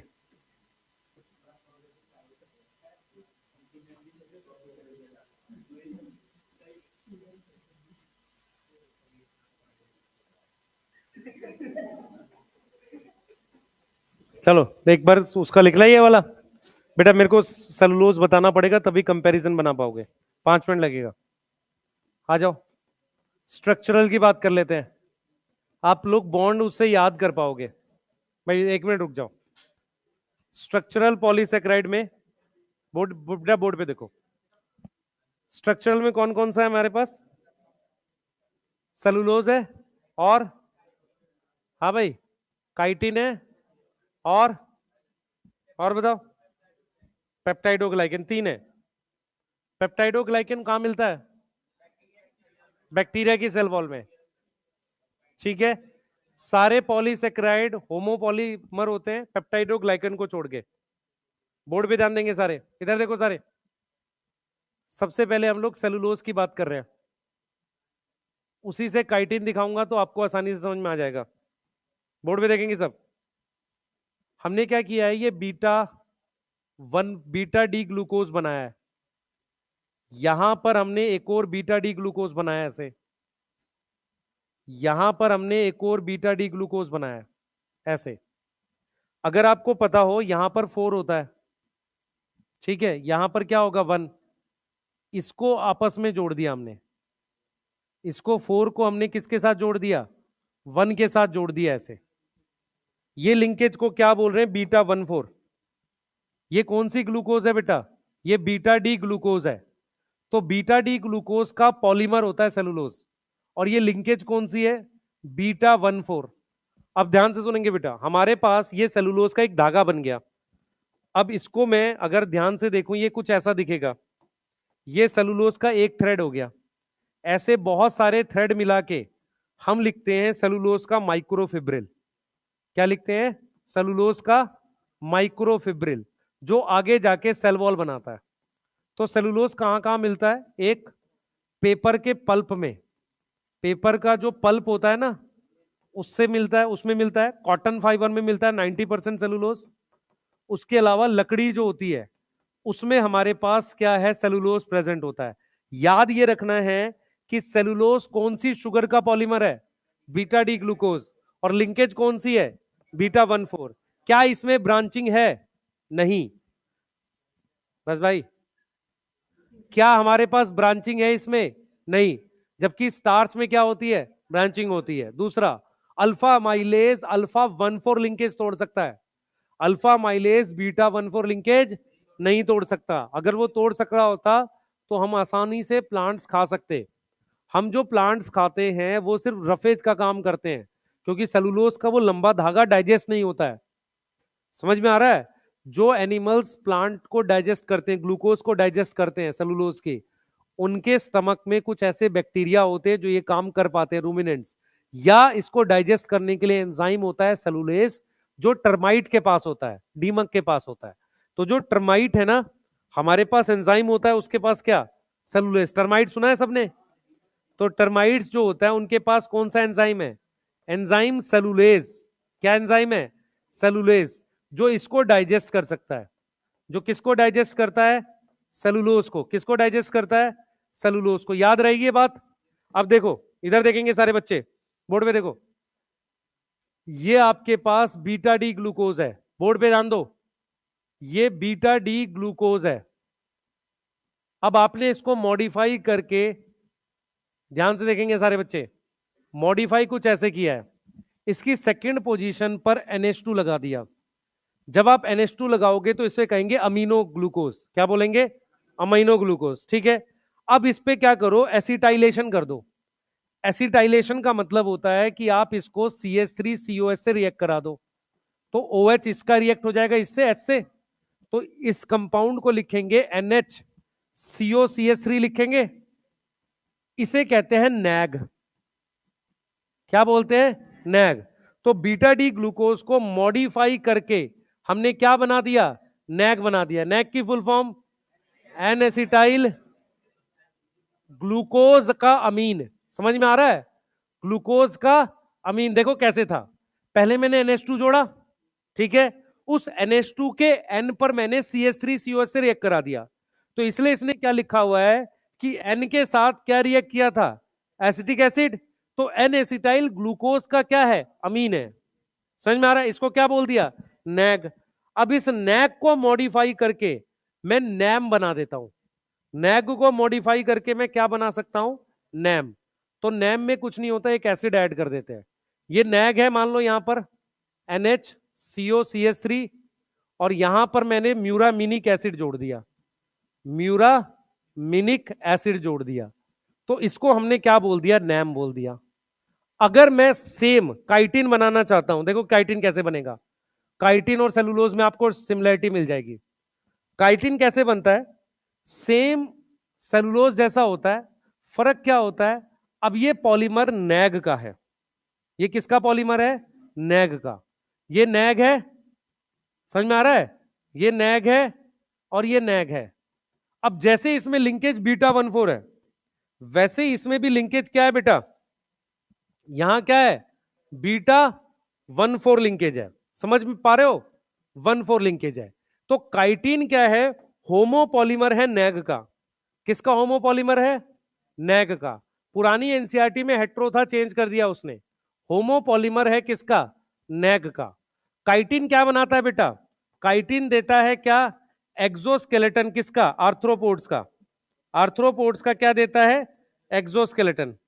एक्सोस्केलेटन किसका? आर्थ्रोपोड का।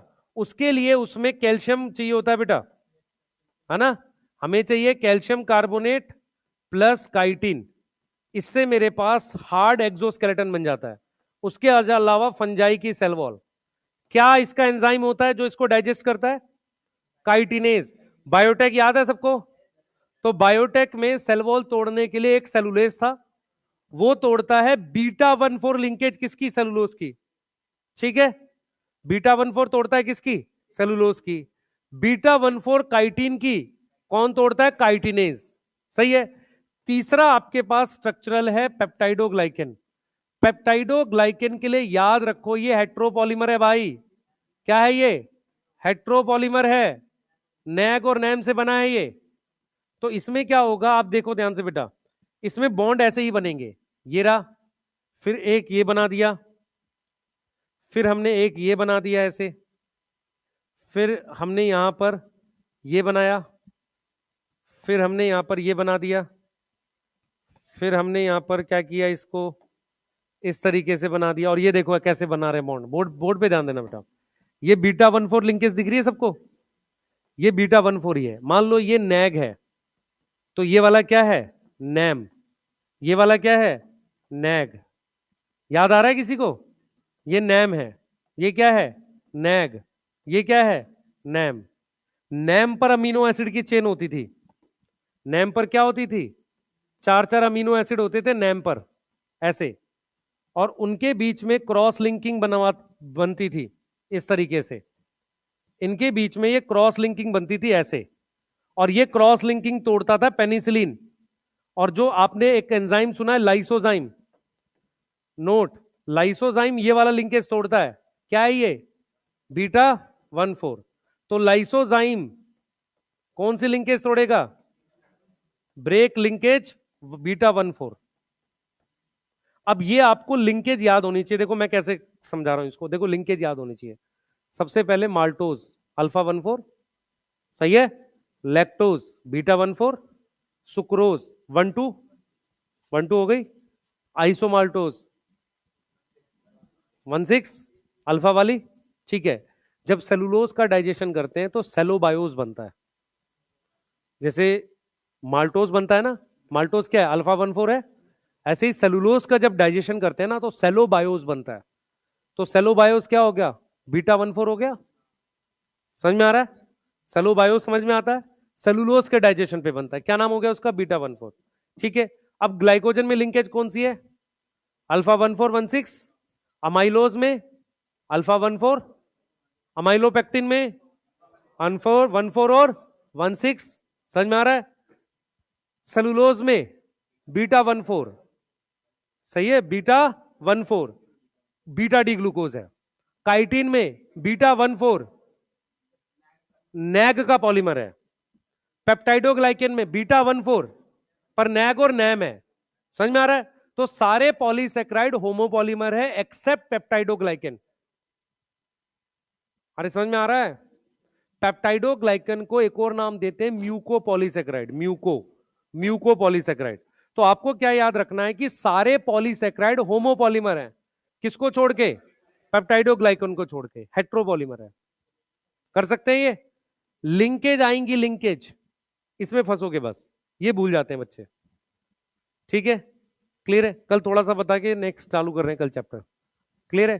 कल अगर आपकी शायद 2 क्लास है मेरे साथ, बीएन सर की नहीं है तो मेरे साथ होंगी 2 है। हाँ ठीक है, कर लेंगे इतना। अब इसकी टेबल बनेगी, अब एक टेबल मैं कल बनाऊंगा सुबह आपको। ठीक है, क्लियर? दूसरा बेटा इस बार वो वाला सुने ध्यान से, जिन बच्चों का बायोमोलिक्यूल छूटा भी हुआ है, मंजिल वाले प्राइम लेक्चर में या मंजिल वाला जो बैच है उसमें आज या कल में बायोमोलिक्यूल आ जाएगा। 5 घंटे के आसपास प्रॉपर रिकॉर्ड करूंगा मैं, आप वहां से भी देख सकते हो। दूसरा आपको मैं अभी वो उसका क्या नाम है बायोमोलिक्यूल का भी भेज रहा हूँ, हाँ डोपा प्राइम भेज रहा हूँ अभी। आप में से जिनको समय मिले आज, है ना, अगर आप शाम में कहीं ना घूम रहे हो, ठीक है, डंडा खाने के लिए, तो कृपया करके बना लेना। 184 क्वेश्चन है, उसमें कुछ पीवाईक्यू होंगे 30 के आसपास, तो 140 130 क्वेश्चन आपके